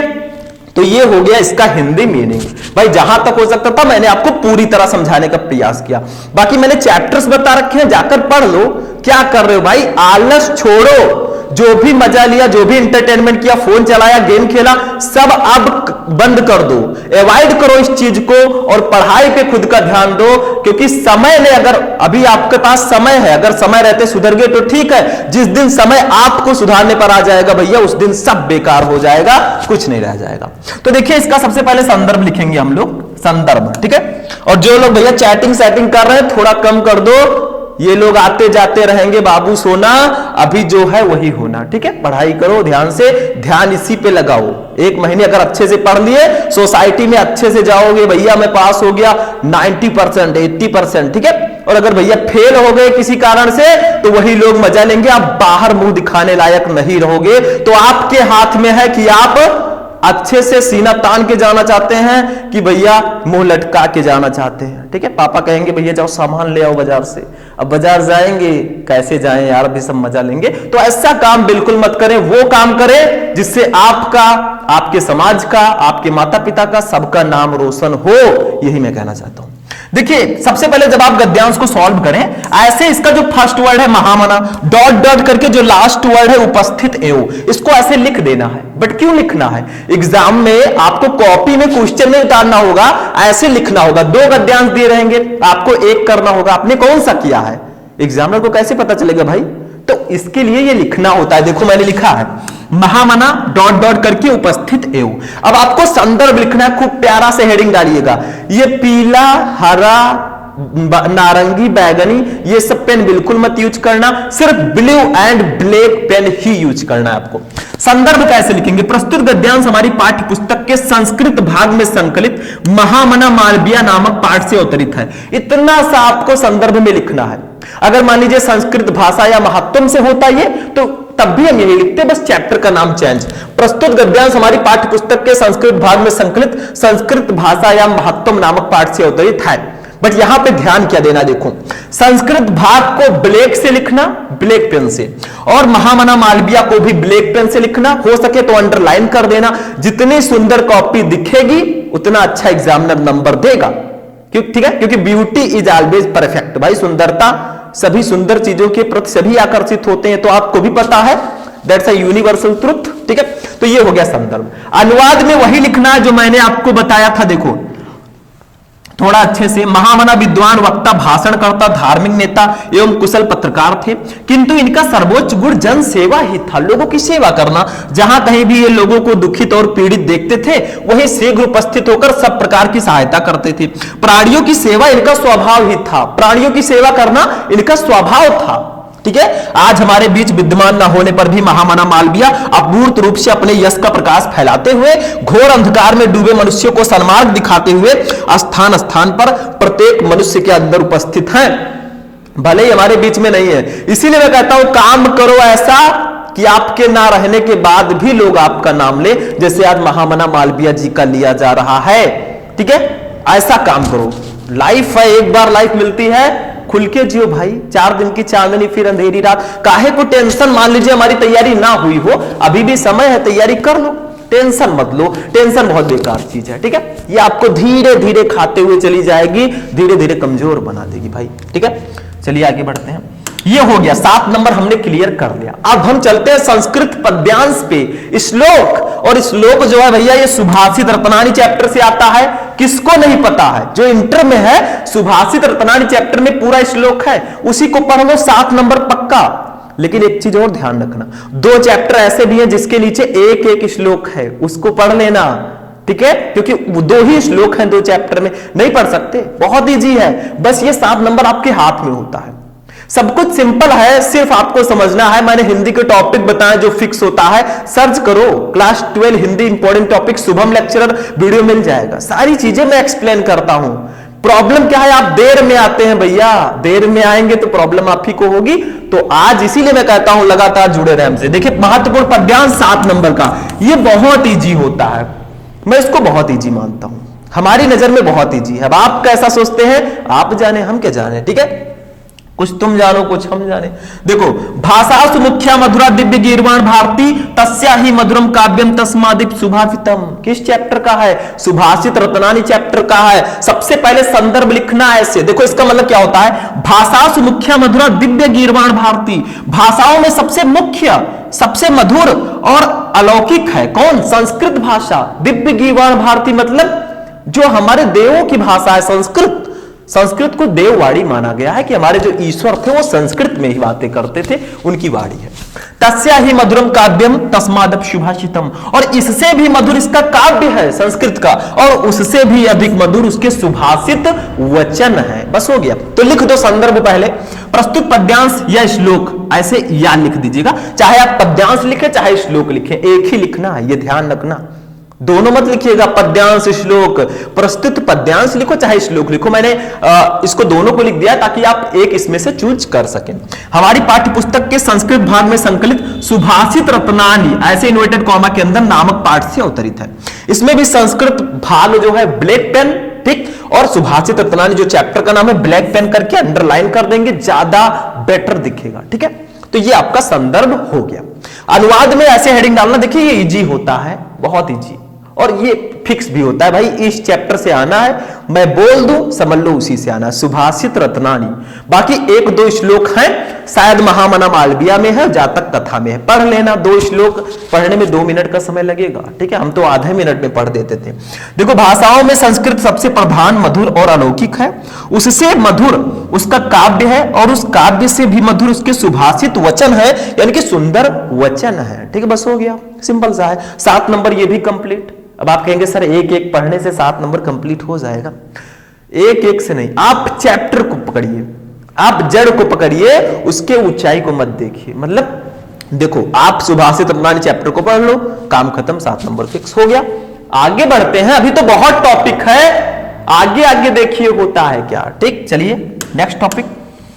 आपठित गद्य सॉरी मुहावरे एवं लोकोक्तियां 2 नंबर का आएगा, इजी होता है, 4 क्वेश्चन रहेंगे, करना आपको एक होगा, नहीं कर सकते, बहुत ही ज्यादा इजी है। देखो सबसे पहला क्वेश्चन, ये जो येलो कलर से है यही क्वेश्चन रहेगा, अक्ल का दुश्मन होना, आपको अर्थ लिखना और वाक्य प्रयोग करना है।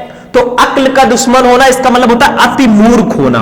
अक्ल का दुश्मन किसको बोला जाता है? जो बहुत ज्यादा मूर्ख होते हैं, फूल। ठीक है, वाक्य प्रयोग हेडिंग डालेंगे, खूब अच्छे से लिखेंगे। एक बार रजिया ने सुल्तान से कहा, तुमसे तो कोई भी बात करना व्यर्थ है क्योंकि तुम अक्ल के दुश्मन हो, तुम मूर्ख हो। तो भैया जो अक्ल का दुश्मन है वो इस वाक्य में आ चुका है, ये वाक्य प्रयोग बिल्कुल सही होगा। दूसरा क्वेश्चन देखो, हाथ पांव मारना, इसका मतलब होता है अत्यधिक प्रयत्न करना, हाथ पांव मारना, बहुत ज्यादा हाथ पांव मारना। ठीक है, तो अत्यधिक प्रयत्न करना, वाक्य प्रयोग। अपनी बेटी को MBBS में अच्छे कॉलेज में प्रवेश दिलाने के लिए उसके पिता शुभम ने खूब हाथ पांव मारे लेकिन सफल ना हो सके। भैया शुभम आ गए हैं, ठीक है, नाम तो हमारा है बट हमारे नाम के बहुत सारे लोग होंगे। ठीक है, शायद आप में भी से आप में भी हो तो कमेंट कर देना। ठीक है, तो हाथ पांव मारना यानी कि अत्यधिक प्रयत्न करना। ठीक, वाक्य प्रयोग देखिए, अपनी बेटी को MBBS में अच्छे कॉलेज में प्रवेश दिलाने के लिए उसके पिता शुभम ने खूब हाथ पांव मारे लेकिन सफल ना हो सके। बहुत हाथ पांव मारे शुभम भैया कि अपनी बेटी को थोड़ा अच्छे स्कूल में ले जाए, हमारी बेटी नहीं है भाई। ठीक है, तो ये आपका हो गया वाक्य प्रयोग। आप शुभम के जगह पर कुछ भी लिख सकते हैं, महेश, सुरेश, मोहन, जो आप चाहें। ठीक है, नाम में क्या रखा है, असली मजा तो काम में है भाई। ठीक है, तो ये आपका हो गया वाक्य प्रयोग। नेक्स्ट क्वेश्चन, क्वेश्चन नंबर 3 देखो, आप लोगों का क्या नाम है भाई, कमेंट कर देना। ठीक है, देखो तीसरा, आगे नाथ न पीछे पगहा। भाई इसको आपने सुना होगा, कहीं कहीं बोला जाता है इसको, आगे नाथ न पीछे पगहा। इसका मतलब क्या होगा, बंधनहीन, कोई आगे पीछे नहीं है, ना माँ है, ना बाप पापा है, ना और सारी चीजें हैं, कोई है ही नहीं, भैया नहीं है, तो वो बंधनहीन है, आगे पीछे कोई नहीं है। आगे नाथ न पीछे पगहा। वाक्य प्रयोग, रामू के कार्यों का अनुसरण मत करो क्योंकि उसके तो आगे नाथ न पीछे पगहा, लेकिन तुम्हारे साथ तो ऐसा नहीं है। मतलब रामू भैया के कार्यों का अनुसरण मत करो, उसके ना तो आगे नाथ है ना पीछे पगहा है, कोई आगे पीछे है ही नहीं। ठीक है, तो ऐसा आप मत बनो, ये आपसे कहा जा रहा है। ठीक है, हो गया ये टॉपिक। चलिए आगे बढ़ते हैं, नेक्स्ट टॉपिक देखते हैं। अब देखिए स्टूडेंट, हमारा जो नेक्स्ट टॉपिक है वो है आपठित गद्यांश। टॉपिक तो नया है और इजी भी है भैया, बहुत इजी है। मैं इसको वेरी इजी की कैटेगरी में रखता हूं। क्यों? क्योंकि आपको गद्यांश दिया गया, उसको पढ़ो और उसके नीचे क्वेश्चन रहेंगे, उसका आंसर दो, काम खत्म। उसमें 5 ऑब्जेक्टिव क्वेश्चन भी नीचे हो सकते हैं 5 नंबर के, या फिर हो सकता है 3 क्वेश्चन दे दिया जाए छोटे छोटे और उसका आंसर देना हो, मतलब किसी भी प्रकार से। लेकिन हमें तो गद्यांश से मतलब है। तो आपठित गद्यांश का मतलब जो आपने नहीं पढ़ा, अनसीन पैसेज जिसको बोल सकते हैं हम लोग, इंग्लिश वाला हिंदी में। ठीक है, तो आपको गद्यांश दिया गया, उसको ध्यान से पढ़ना। देखो ये गद्यांश है, कितना बड़ा है ये गद्यांश है, ये आपका गद्यांश है। ठीक है, ये गद्यांश हो गया। इसके नीचे 5 क्वेश्चन ऑब्जेक्टिव दिए गए हैं, 5 का आंसर दो और 5 नंबर ले जाओ, और 5 क्वेश्चन आपके जो होंगे वो उसका आंसर आपको गद्यांश में ही मिलेगा। पहले हम पढ़ते हैं भाई, जल्दबाजी मत कीजिएगा, जल्दबाजी का काम शैतान का होता है, और आप लोग हमारे प्यारे स्टूडेंट्स हैं। देखो आपठित गद्यांश को, निसंदेह सहजता से हर एक दिन भिन्न भिन्न भूमिकाएं जीते हुए महिलाएं किसी भी समाज का स्तंभ है। महिलाओं पर यह बात की जा रही है, जो हमारी वोमेन्स हैं, ठीक है, कैसी हैं। लेकिन आज भी दुनिया के हिस्सों में समाज उनकी भूमिका को नजरअंदाज करता है। इसके चलते महिलाओं को बड़े पैमाने पर असमानता, उत्पीड़न, वित्तीय निर्भरता और अन्य सामाजिक बुराइयों का खामियाजा सहन करना पड़ता है। भारत में महिला सशक्तिकरण की आवश्यकता के बहुत से कारण सामने आते हैं। प्राचीन काल की अपेक्षा मध्यकाल में भारतीय महिलाओं के सम्मान स्तर में काफी कमी आई। जितना सम्मान उन्हें प्राचीन काल में दिया जाता था, मध्यकाल में वो सम्मान घटने लगा। आधुनिक युग में कई भारतीय महिलाएं कई सारे महत्वपूर्ण राजनीतिक तथा प्रशासनिक पदों पर पदस्थ हैं। मतलब अब जो है महिलाएं, देखो डीएम, एसडीएम, बड़े बड़े पदों पर हैं भाई। ठीक है, हमारी राष्ट्रपति जी भी महिला है, तो अब महिलाएं किसी से पीछे नहीं है। बट हाँ, अभी भी गांव में ऐसा है कि महिलाएं पीछे हैं, 4 दीवारी के अंदर बंद रहती हैं, कैद रहती हैं, खुद खुलकर जीवन जीने का उनको अधिकार नहीं है जैसे हम लोग जीते हैं। तो वही चीज बात की जाए, अभी देखना, फिर भी सामान्य ग्रामीण महिलाएं आज भी अपने घरों में रहने के लिए बाध्य हैं और उन्हें सामान्य स्वास्थ्य सुविधा और शिक्षा जैसी सुविधाएं भी उपलब्ध नहीं है। गांव में ऐसा नहीं है, शहर में तो महिलाएं पुरुषों से कंधा मिलाकर चलती हैं, लेकिन गांव में ऐसा नहीं है। क्यों? क्योंकि शिक्षा की कमी, जागरूकता की कमी, ठीक है, वो नहीं होना चाहिए। जैसे पुरुष रहते हैं महिलाएं भी वैसे रहनी चाहिए, ये मेरा उद्देश्य है, ठीक है। आगे देखो, ग्रामीण महिलाएं सदियों से घर तथा खेतों में पुरुषों के बराबर में काम करती आई हैं, लेकिन वहां उन्हें सामंती सोच के कारण दूसरे दर्जे का नागरिक ही माना जाता रहा है। अब ग्रामीण समाज की सोच बदलने का वक्त आ गया है। सामाजिक असमानता, पारिवारिक हिंसा, अत्याचार और आर्थिक अनिर्भरता, इन सभी से महिलाओं को छुटकारा पाना है। जरूरत है महिला सशक्तिकरण की। महिला सशक्तिकरण से महिलाएं आत्मनिर्भर और शक्तिशाली बनती हैं, ठीक है, जिससे वे अपने जीवन से जुड़े हर फैसले स्वयं ले सकती हैं और परिवार और समाज में अपना स्थान बनाती हैं। समाज में उनके वास्तविक अधिकार को प्राप्त करने के लिए उन्हें सक्षम बनाना महिला सशक्तिकरण है, ठीक है। महिला सशक्तिकरण ठीक से लिखिएगा का अर्थ है महिलाओं को राजनीतिक, सामाजिक, शैक्षणिक और व्यर्थिक क्षेत्रों में बराबर का भागीदार बनाया जाए, ठीक है। ये महिला सशक्तिकरण है। थोड़ा सा और, भारतीय महिलाओं का सशक्तिकरण बहुत हद तक भौगोलिक, शहरी और ग्रामीण, शैक्षणिक योग्यता और सामाजिक एकता के ऊपर निर्भर करता है। महिला सशक्तिकरण से महिलाएं केवल आर्थिक रूप से सुदृढ़ ही नहीं हुई हैं, अपितु परिवार और समाज की सोच में भी सकारात्मक परिवर्तन दिखाई देने लगे हैं। वर्तमान समय में लोग बेटियों को बोझ समझकर दुनिया में आने से पहले ही मारे नहीं, इसलिए विकास की मुख्य धारा में महिलाओं को लाने के लिए एक भारत सरकार के द्वारा कई योजनाएं चलाई गई हैं। ऐसा होता है कि बेटियों को आने से पहले ही उनको मार दिया जाता है, इसको भ्रूण हत्या बोलते हैं। ऐसा नहीं होना चाहिए, ठीक है। ये आपका गद्यांश था। अब इसके नीचे 5 क्वेश्चन हैं जो इसी से रिलेटेड होंगे, उसका आंसर देना है। देखो, सबसे पहला क्वेश्चन आप लोग खुद सोचिए, इसमें क्या सही होगा। आप हैं, आप जो है सोच सकते हैं इसके बारे में कि आखिर इसमें कहा क्या गया है, इसका मीन क्या है। इसके नीचे जो क्वेश्चन है उसका आंसर कैसे देना भाई, ठीक है, छोटे बच्चे नहीं हो, ठीक है। देखो, फर्स्ट है, गद्यांश के आधार पर बताइए कि महिला सशक्तिकरण की आवश्यकता क्यों महसूस की गई। आखिर ऐसा क्यों महसूस किया गया कि महिला सशक्तिकरण को लागू किया जाना चाहिए। आंसर दो जल्दी से, जिसको जिसको आइडिया है आंसर दो, क्योंकि आपको स्मार्ट तरीके से स्टडी करना है, ये समझ लेना। फर्स्ट देखो, समाज में महिलाओं की स्थिति निर्बल थी। दूसरा, वे व्यनिर्भर थी, ठीक है। तीसरा, वे अपने निर्णय लेने में सक्षम थी। चौथा, वे शिक्षित थी, ठीक है। तो इसका राइट आंसर होगा फर्स्ट, समाज में महिलाओं की स्थिति निर्बल थी। गद्यांश के आधार पर बताइए कि महिला सशक्तिकरण की आवश्यकता क्यों महसूस की गई, क्योंकि समाज में महिलाओं की स्थिति निर्बल थी। महिलाओं को निर्बल बनाया गया, उनको प्रॉपर रूप से विकसित नहीं होने दिया गया, ठीक है, कि आप जो है पुरुषों से कंधे से कंधा मिलाकर चल सके। क्वेश्चन नंबर 2 देखो, एक एक नंबर हम कंप्लीट कर रहे हैं भाई। दूसरा, ग्रामीण सोच में परिवर्तन लाने के लिए क्या किया जा सकता है। आखिर जो गांव की सोच है उसको बदलने के लिए, उसमें परिवर्तन लाने के लिए हम क्या कर सकते हैं, हमारे ही हाथ में होता है। जनता ही सब कुछ करेगी, ठीक है, सरकार का तो काम है आपको विकास करना। फर्स्ट देखिए, गांव में सुविधाएं उपलब्ध कराना। सेकंड है सड़कें बनवाना। थर्ड है अंधविश्वास और रूढ़ियों का विरोध। फोर्थ है शिक्षा का प्रचार प्रसार। भाई, शिक्षा का प्रचार प्रसार, ग्रामीण सोच में परिवर्तन लाने के लिए क्या किया जा सकता है, शिक्षा का प्रचार प्रसार करो। जो लोग सोचते हैं लड़कियां कमजोर हैं, ऐसा कुछ नहीं है, मारे छोरियां किसी छोरों से कम है कि ऐसा सुना होगा आपने, तो फोर्थ ऑप्शन सही होगा। शिक्षा का प्रचार प्रसार करने से ही हम ग्रामीण सोच में परिवर्तन ला सकते हैं, क्योंकि गांव में अभी बहुत सारे लोग अशिक्षित पड़े हुए हैं। हालांकि सबको मैं नहीं कह रहा हूं, उसमें भी बहुत सारे लोग शिक्षित हैं जो आगे बढ़ रहे हैं। जो अशिक्षित हैं वही महिला सशक्तिकरण को नहीं समझ रहे हैं। तीसरा क्वेश्चन, 2 नंबर कंप्लीट, ध्यान। तीसरा देखो, अब लोग बेटियों को बोझ नहीं समझते, यह समाज में किस सोच का परिणाम है। मतलब अब लोग बेटियों को बोझ नहीं समझते, यह समाज में किस सोच का परिणाम है। देखो, फर्स्ट है पुरातन, सेकंड है सकारात्मक, थर्ड है नकारात्मक, फोर्थ है संकीर्ण। भैया, ये सकारात्मक सोच का परिणाम है।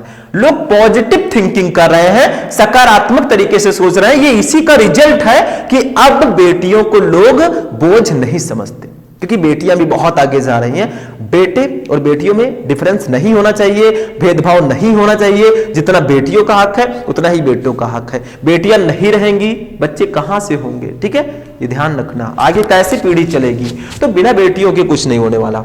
तो बेटियों को बोझ नहीं समझते, ये समाज में किस सोच का परिणाम है, ये पॉजिटिव सोच, सकारात्मक सोच का ये परिणाम है।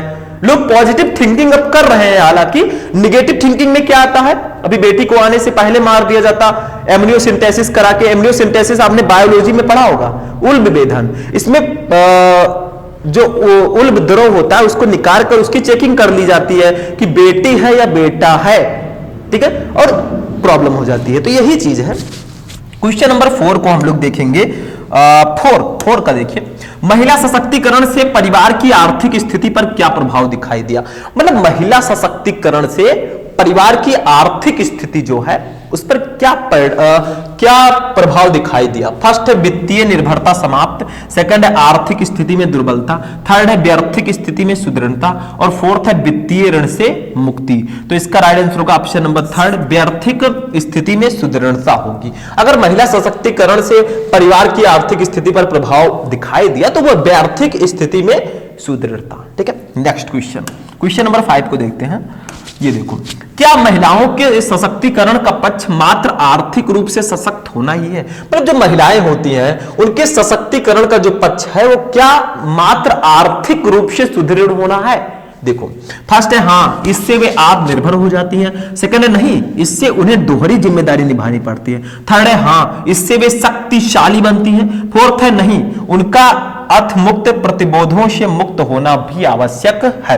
तो इसका राइट आंसर होगा ऑप्शन नंबर 5, नहीं, उनका अर्थ मुक्त प्रतिबोधों से मुक्त होना भी आवश्यक है। ठीक है, तो ये आपका क्वेश्चन नंबर 5। पांचों का आंसर दो, 5 नंबर ले जाओ। चलिए आगे बढ़ते हैं, नेक्स्ट टॉपिक देखते हैं क्या है। अब देखिए स्टूडेंट, हमारा जो नेक्स्ट टॉपिक है वो है शब्द युग्म। आपने नाम तो सुना होगा, शब्द युग्म का मतलब शब्दों का जोड़ा। आपको शब्दों को दिया जाएगा, उसमें गलती भी एज अ गिफ्ट आपको, सॉरी गलती नहीं, वो तो वाक्य संशोधन है। मतलब इसमें जैसे फर्स्ट क्वेश्चन देखो, ध्यान दो, अब्ज अब्द, इसका सही अर्थ आपको बताना कि आखिर इसका सही अर्थ होगा क्या। जो पहले उसका मीनिंग पहले, जो बाद में उसका मीनिंग बाद में। आप लोग कमेंट करो, पहले क्वेश्चन में पढ़ रहा हूं, आप लोग कमेंट कर दिया करो ताकि मुझे भी आइडिया हो जाए। देखो क्या है, लेकिन चैटिंग करने से फुर्सत मिले तब ना। ठीक है, मतलब कौन सी, आप लोग YouTube पे भी जब हम पढ़ाते हैं, क्लास देते हैं, तो उसमें भी चैटिंग, खूब चैटिंग हो रही है भैया। ठीक है, लबेरिया हो गया है सबको, तो इन सबसे अभी दूर रहो। एग्जाम आ रहे हैं, लबेरिया का मतलब समझे, लब शब्द। ठीक है, तो उससे दूर रहो और क्वेश्चन का आंसर दो, इससे आपकी जानकारी बढ़ेगी, दिमाग में आपके क्वेश्चन का आंसर फिट होगा। एग्जाम में जाएंगे, आ गया तो आपका दिमाग कहेगा भैया ये आपने पढ़ा था क्लास में, इसको लिख दो, बस हो गया। तो ये सारी चीजें आपको ध्यान देना है। देखो, का है कमल और वर्ष, खा है वर्ष और कमल, गा है वृद्ध और जीर्ण, खा है चंद्र और सूर्य। तो भैया इसका राइट आंसर होगा ऑप्शन नंबर का, कमल और वर्ष। अब्ज का मतलब कमल, अब्द का मतलब वर्ष, ऑप्शन नंबर का राइट होगा। नेक्स्ट क्वेश्चन, हर हरि, इसका सही अर्थ क्या होगा, जल्दी बताओ। हर हरि, का है शिव और पार्वती, खा है हरण और हरण, गा है शंकर और विष्णु, और घा है विष्णु और शिव। यहां पे शिव लिख दीजिएगा। ठीक है, तो इसका राइट आंसर होगा ऑप्शन नंबर गा, शंकर और विष्णु। हर का मतलब होता है शंकर भगवान। ठीक है, हम भक्त हैं महाकाल के, और हरि का मतलब होता है विष्णु। ठीक है, तो ये आपका ऑप्शन नंबर गा राइट होगा। तो शंकर भगवान को सभी जानते हैं, आरंभ है प्रचंड बोल मस्तकों के झुंड। ठीक है, तो ये गा वाला ऑप्शन सही है, समझ में आया। Next question, option number 3 question, अम्ब अम्भ, इसका सही अर्थ क्या होगा, कमेंट करो फटाक से। का है माता और पानी, खा है आकाश और स्वर्ग, और गा है माता और पिता, घा है देवी और देवता। तो इसका राइट आंसर होगा ऑप्शन नंबर घा, देवी और देवता। अम्ब का मतलब देवी, अम्भ का मतलब देवता। ठीक है, तो घा वाला ऑप्शन एब्सोल्युटली राइट। आगे बढ़ते हैं, नेक्स्ट टॉपिक। अभी तो शुरुआत है, मैंने कहा ना अभी तो पार्टी शुरू हुई है। नेक्स्ट क्वेश्चन पे आते हैं भैया, क्वेश्चन के साथ आंसर भी है। देखो, अनेकार्थी शब्द, छोटे छोटे थे तो इसको पर्यायवाची शब्द बोला जाता था, मतलब एक ही शब्द के कई अर्थ होते हैं। ठीक है, उसी को अनेकार्थी शब्द बोलते हैं।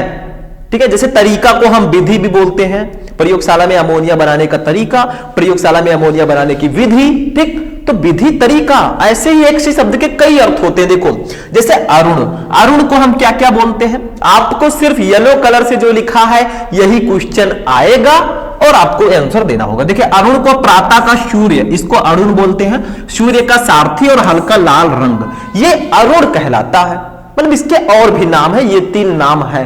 बाय द वे आपको लिखना तो 2 ही है, किसी एक शब्द के 2 अर्थ लिखना है। क्वेश्चन 3 रहेगा, करना 1 होगा, और एक शब्द के 2 अर्थ लिखना होगा। कितना इजी है भाई, आप खुद ही समझ सकते हैं। दूसरा गरल, गरल को कौन कौन सा नाम है, जहर या विष बोलते हैं, घास का बंधा हुआ पूला। ठीक है, तनु, तनु को हम पतला बोलते हैं, शरीर बोलते हैं, स्वभाव बोलते हैं, सुकुमार बोलते हैं। ये तनु के अनेकार्थी शब्द हैं। बस हो गया।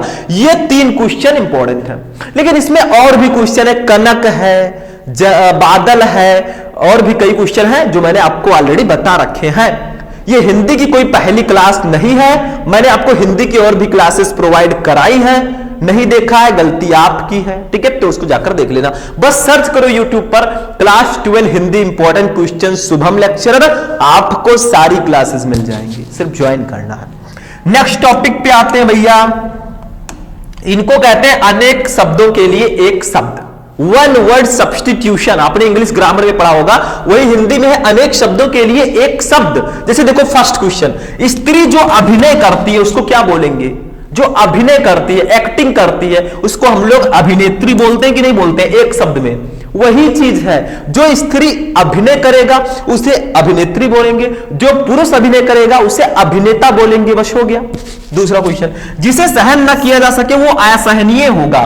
ऐसा दर्द है भैया कि सहन नहीं किया जा सकता, ये असहनीय है, ठीक है। तीसरा, सत्य में जिसका दृढ़ विश्वास हो, दृढ़ इस प्रकार से लिखिएगा भाई थोड़ा सा, ठीक है, तो उसे सत्यनिष्ठ बोलेंगे। जिसका सत्य में दृढ़ विश्वास हो वो सत्यनिष्ठ होगा, बस हो गया, सिंपल सा है। चलिए आगे बढ़ते हैं, टाइम वेस्ट नहीं करेंगे क्योंकि टाइम बहुत क्रूशियल है। इस समय बोर्ड एग्जाम नजदीक आ रहे हैं और टाइम जो है इस टाइम बहुत ही क्रूशियल है, ठीक है, एग्जाम टाइम आ रहा है।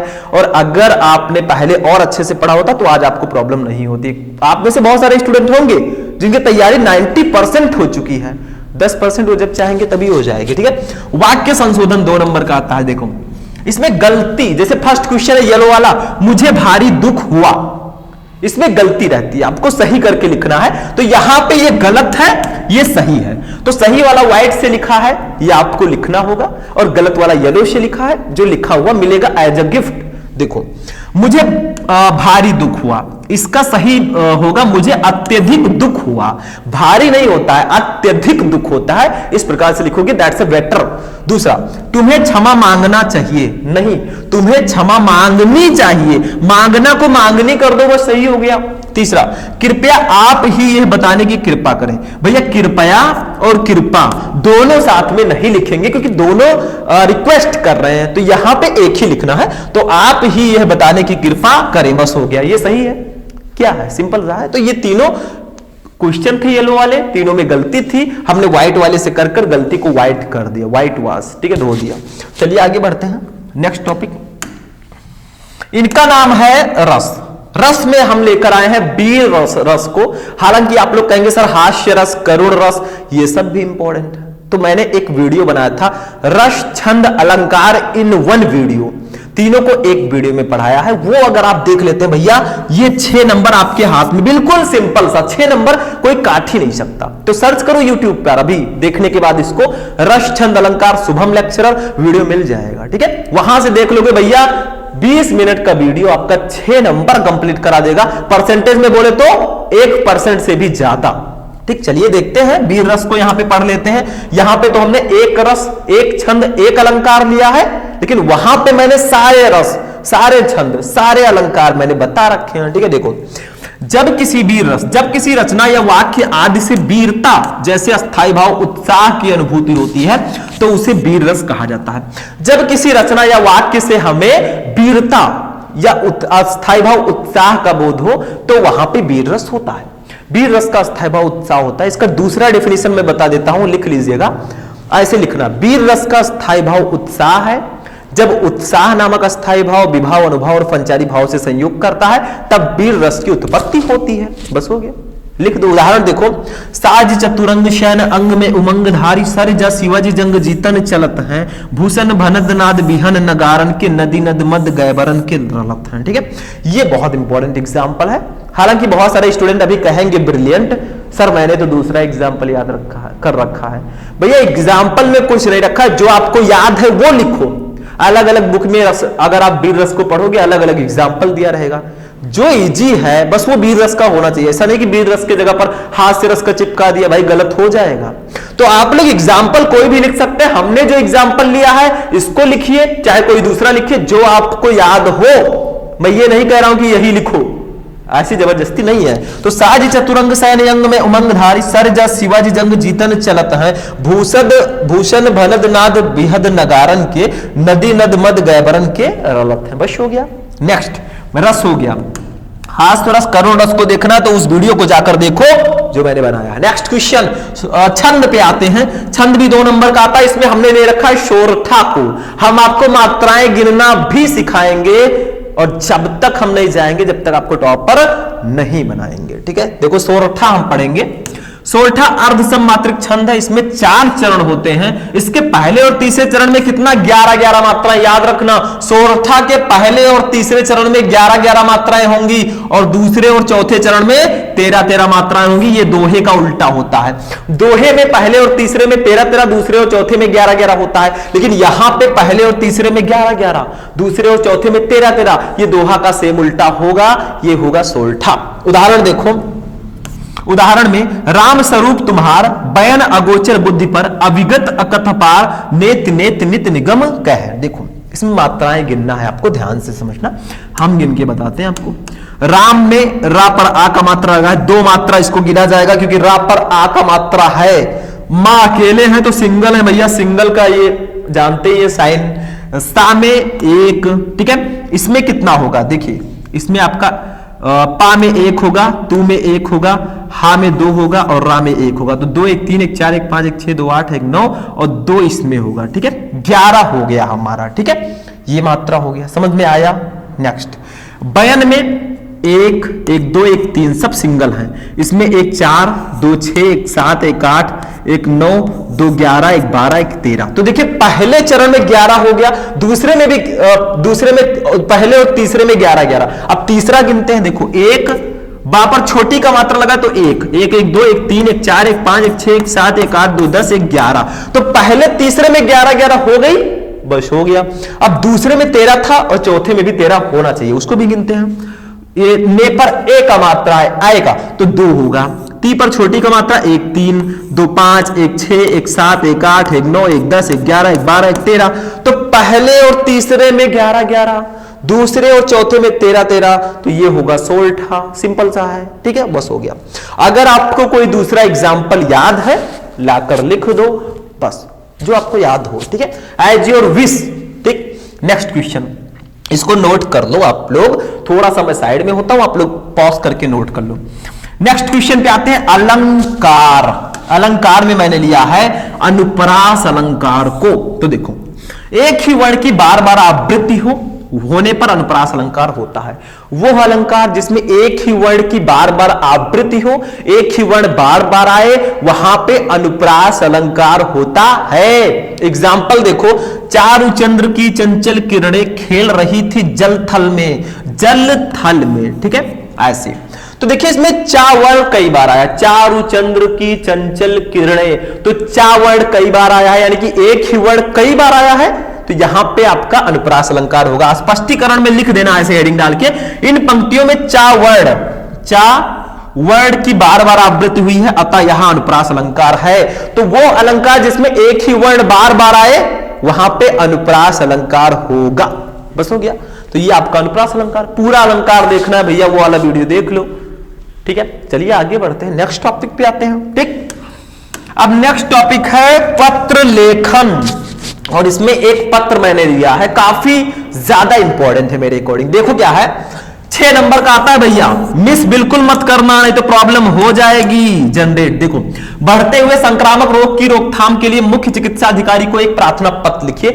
मतलब आपके एरिया में संक्रामक रोग लगातार बढ़ रहे हैं, आपको मुख्य चिकित्सा अधिकारी को एक पत्र लिखना है। कैसे लिखोगे बताते हैं भाई। देखो, सेवा में सबसे पहले उनको रेस्पेक्ट दो, सेवा में। फिर लिखो, किसको लिख रहे हैं आप? मुख्य चिकित्सा अधिकारी मेरठ।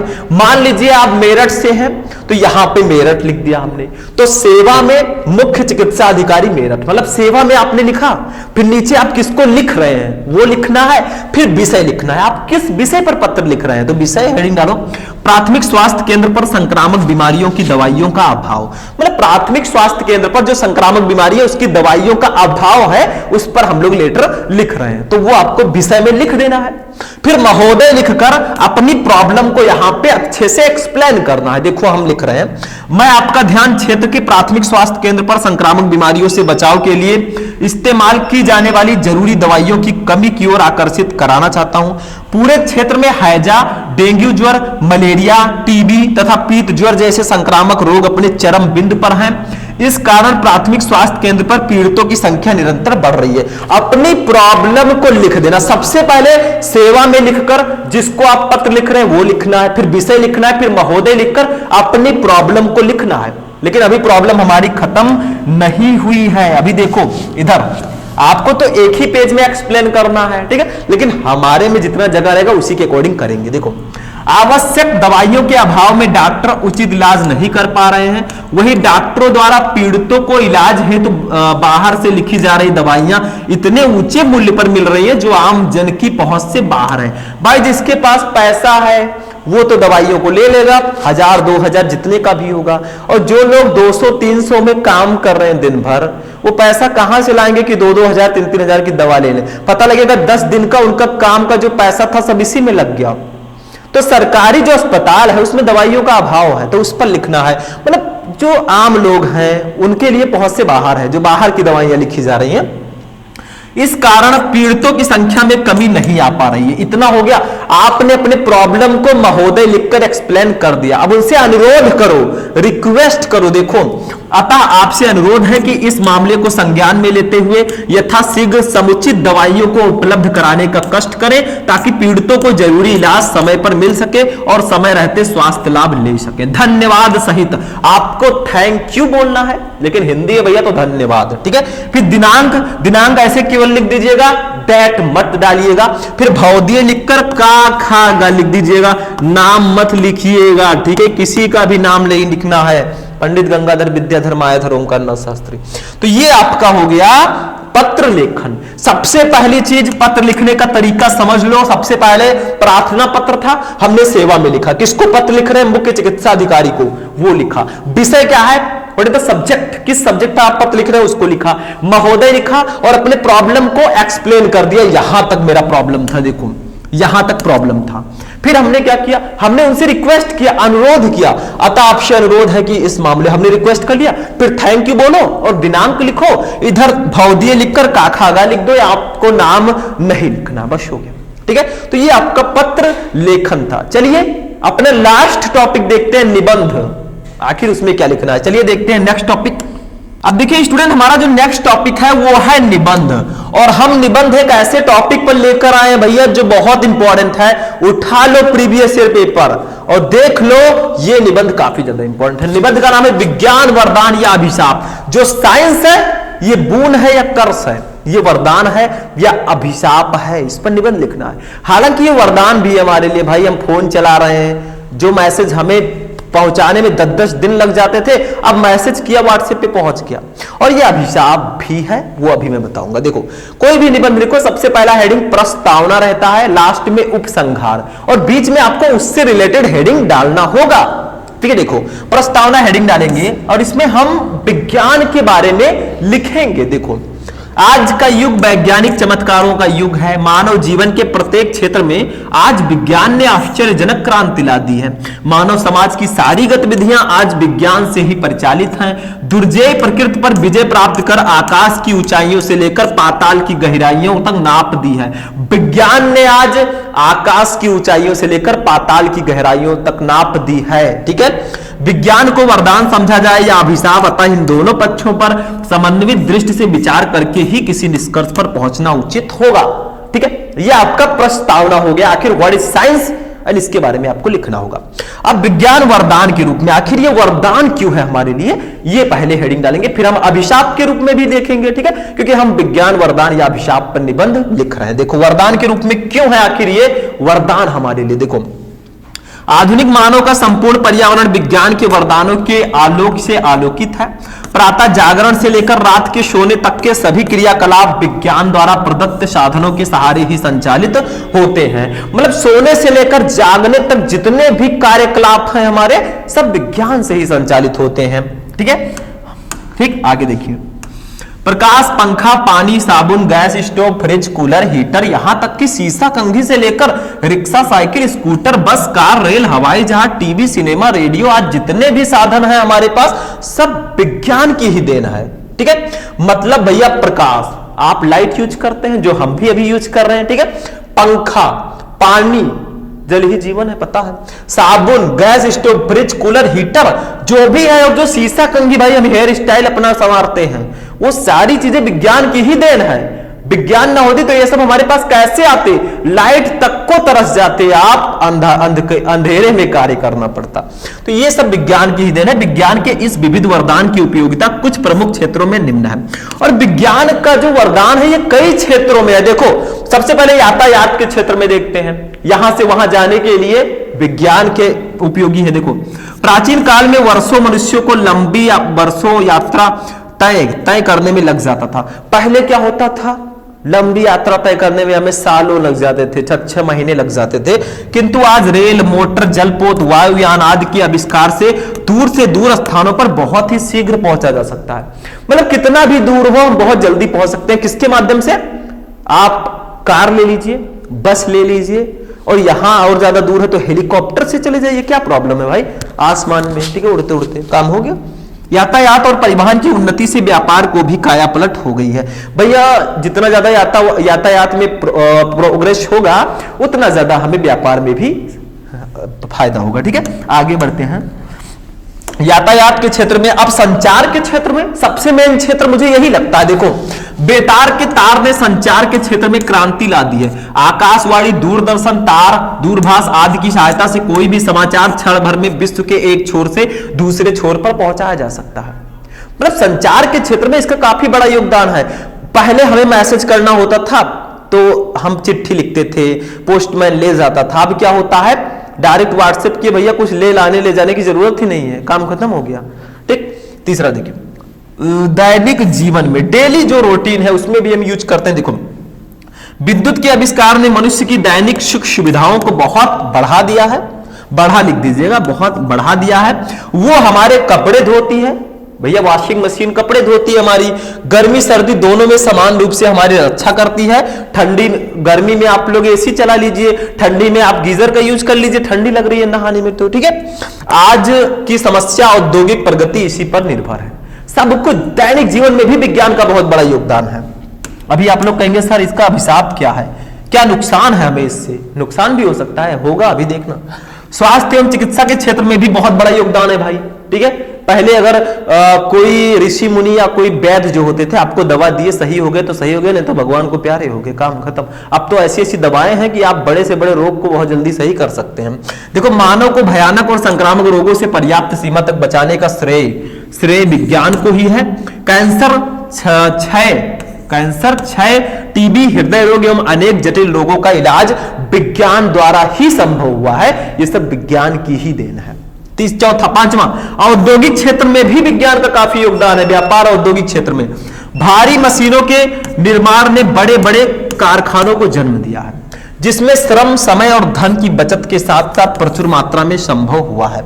मतलब बहुत बड़ी बड़ी मशीनें आ गई है कारखानों में, जहां पहले लोग उसमें काम करते थे, अब मशीनें काम कर रही है, मानव से ज्यादा जल्दी काम हो जाता है। तो भैया वो हमारे लिए योगदान काफी ज्यादा। कृषि के क्षेत्र में लगभग 139 करोड़ से अधिक जनसंख्या वाला हमारा देश आज यदि कृषि के क्षेत्र में आत्मनिर्भरता की ओर अग्रसर हो सका है तो ये भी विज्ञान की ही देन है। पहले लोग क्या करते थे, बैल ले लेते थे, उसको खेत जोतते थे। अब क्या है भैया, ट्रैक्टर आ गया, एक से एक यंत्र आ गए हैं जिसकी सहायता से आप खेती भी बहुत अच्छे से कर सकते हैं। तो सारी सुविधाएं हमें विज्ञान दे रहा है। अब देखिए, शिक्षा के क्षेत्र में भी काफी योगदान है। आज हम पढ़ा रहे हैं, आप घर बैठे पढ़ रहे हैं आराम से, यहां पढ़ा रहे हैं, आप पढ़ रहे हैं, किसकी देन है? विज्ञान की देन है। ना आपके पास फोन होता और ना हमारे पास ये बोर्ड होता, कैमरे होते, तो हम कैसे आपको पढ़ाते भाई? तो ये सारी चीजें विज्ञान की ही देन है। शिक्षा के क्षेत्र में मुद्रण यंत्रों के आविष्कार ने बड़ी संख्या में पुस्तकों का प्रकाशन संभव बनाया है, जिससे पुस्तकें सस्ते मूल्य पर मिल सकी हैं। इसके अतिरिक्त समाचार पत्र पत्रिकाएं आदि, मतलब जो मुद्रण है, फोटोकॉपी पे निकालना और सारी चीजें, जिससे बुक्स को काफी मात्रा में बनाया जा सका है, जिससे हमें पढ़ने में भी आसानी होती है। फोन आपको दिया गया स्मार्टफोन, इससे आप पढ़ रहे हैं, आसानी है, घर बैठे, ठंडी लग रही है भैया, ठंडी में कहीं जाना भी नहीं चाहते तो आराम से पढ़िए, फोन ले लीजिए, सर्च कर लीजिए, क्लास 12 हिंदी इंपॉर्टेंट क्वेश्चन आ गया, पढ़ लीजिए, काम खत्म। कितना इजी हो गया सब कुछ ना। चौथा नेक्स्ट 8 नंबर, मनोरंजन के क्षेत्र में चलचित्र, आकाशवाणी, दूरदर्शन आदि के आविष्कार ने मनोरंजन को सस्ता और सुलभ बना दिया है। टेप रिकॉर्डर, वीसीआर, डीवीडी आदि ने इस दिशा में क्रांति ला दी है, मनोरंजन में भी है।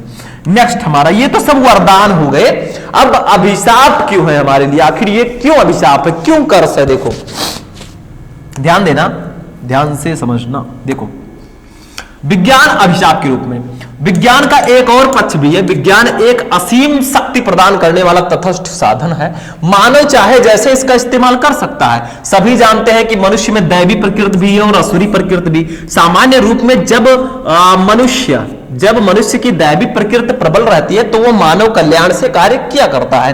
अतः कहा जा सकता है कि आज विज्ञान की विध्वंसक शक्ति पहले की अपेक्षा बहुत बढ़ गई है। जहां एक ओर विज्ञान ने मानव जीवन की अनेक प्रकार की सुख सुविधाएं प्रदान की है, वहीं दूसरी ओर विज्ञान के ही कारण मानव जीवन अत्यधिक खतरों से परिपूर्ण और असुरक्षित हो गया है। कंप्यूटर तथा दूसरी मशीनों ने यदि मानव को सुविधा के साधन उपलब्ध कराए हैं, तो औद्योगिक प्रगति ने पर्यावरण प्रदूषण की विकट समस्या खड़ी कर दी है। साथ ही गैसों के रिसाव से अनेक व्यक्तियों के प्राण भी जा चुके हैं। मतलब भैया ऐसे ऐसे गैस बना दिया गया है कि उससे मनुष्य के प्राण जा रहे हैं। ऐसे ऐसे बॉम्ब बना दिया है कि बमबारी करके एक देश को ही नष्ट कर दिया जा रहा है, उसमें लोग की मृत्यु हो जा रही है। ऐसे ऐसे यंत्र बना दिए हैं। आप लोग सोचते हैं कारखानों में पहले आदमी काम करते थे, अब मशीनें आ गई। भाई मशीनों से निकलने वाला धुआं जो है वो पर्यावरण को प्रदूषित भी तो करता है, तो हमारे लिए हानिकारक भी है। आप लोग बिजली यूज करते हैं और गलती से कहीं बिजली छू लिए भैया, गलती से कटा था तार, छू लिए, टाई फिश, काम खत्म हो गया। क्या है? तो यही सारी चीजें अगर वो हमारे लिए वरदान है तो हमारे लिए अभिशाप भी है। आप ऑनलाइन क्लास ले रहे हैं, मैं मान रहा हूं, लेकिन इसका मिस यूज भी बहुत सारे लोग कर रहे हैं। ठीक है, मतलब कम उम्र में अश्लील दृश्य देखकर। तो ये सारी चीजें भी प्रॉब्लम है हमारी, तो ये हमारे लिए वरदान भी है, अभिशाप भी है। नेक्स्ट टॉपिक, ठीक है, उपसंहार, लास्ट हेडिंग रहेगा उपसंहार। देखो विज्ञान सचमुच तलवार है जिससे व्यक्ति आत्मरक्षा भी कर सकता है। आप सेल्फ डिफेंस भी कर सकते हैं विज्ञान के द्वारा, और अनाड़ीपन में अपने अंग भी काट सकते हैं। मैंने कहा ये दो धारी तलवार है, आप इससे अपनी रक्षा भी कर सकते हैं और अपने हाथ पैर जो भी जाए काट भी सकते हैं।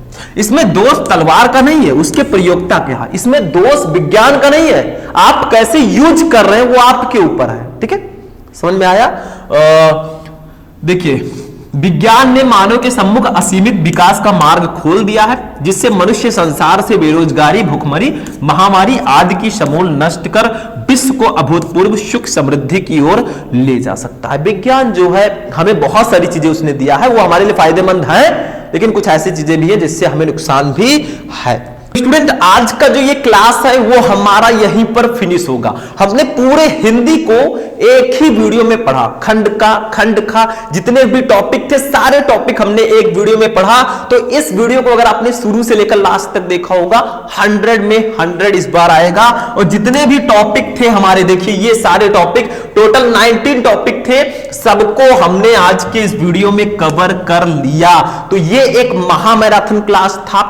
ऐसे ही क्लासेस आपको लाता रहूंगा जब तक आपको मैं टॉपर नहीं बना देता। तो आज का क्लास कैसा लगा कमेंट करके बता देना, और किस सब्जेक्ट पर आपको क्लास चाहिए वो भी कमेंट कर देना। चलिए मिलते हैं नेक्स्ट वीडियो में नेक्स्ट टॉपिक के साथ, तब तक के लिए जय हिंद।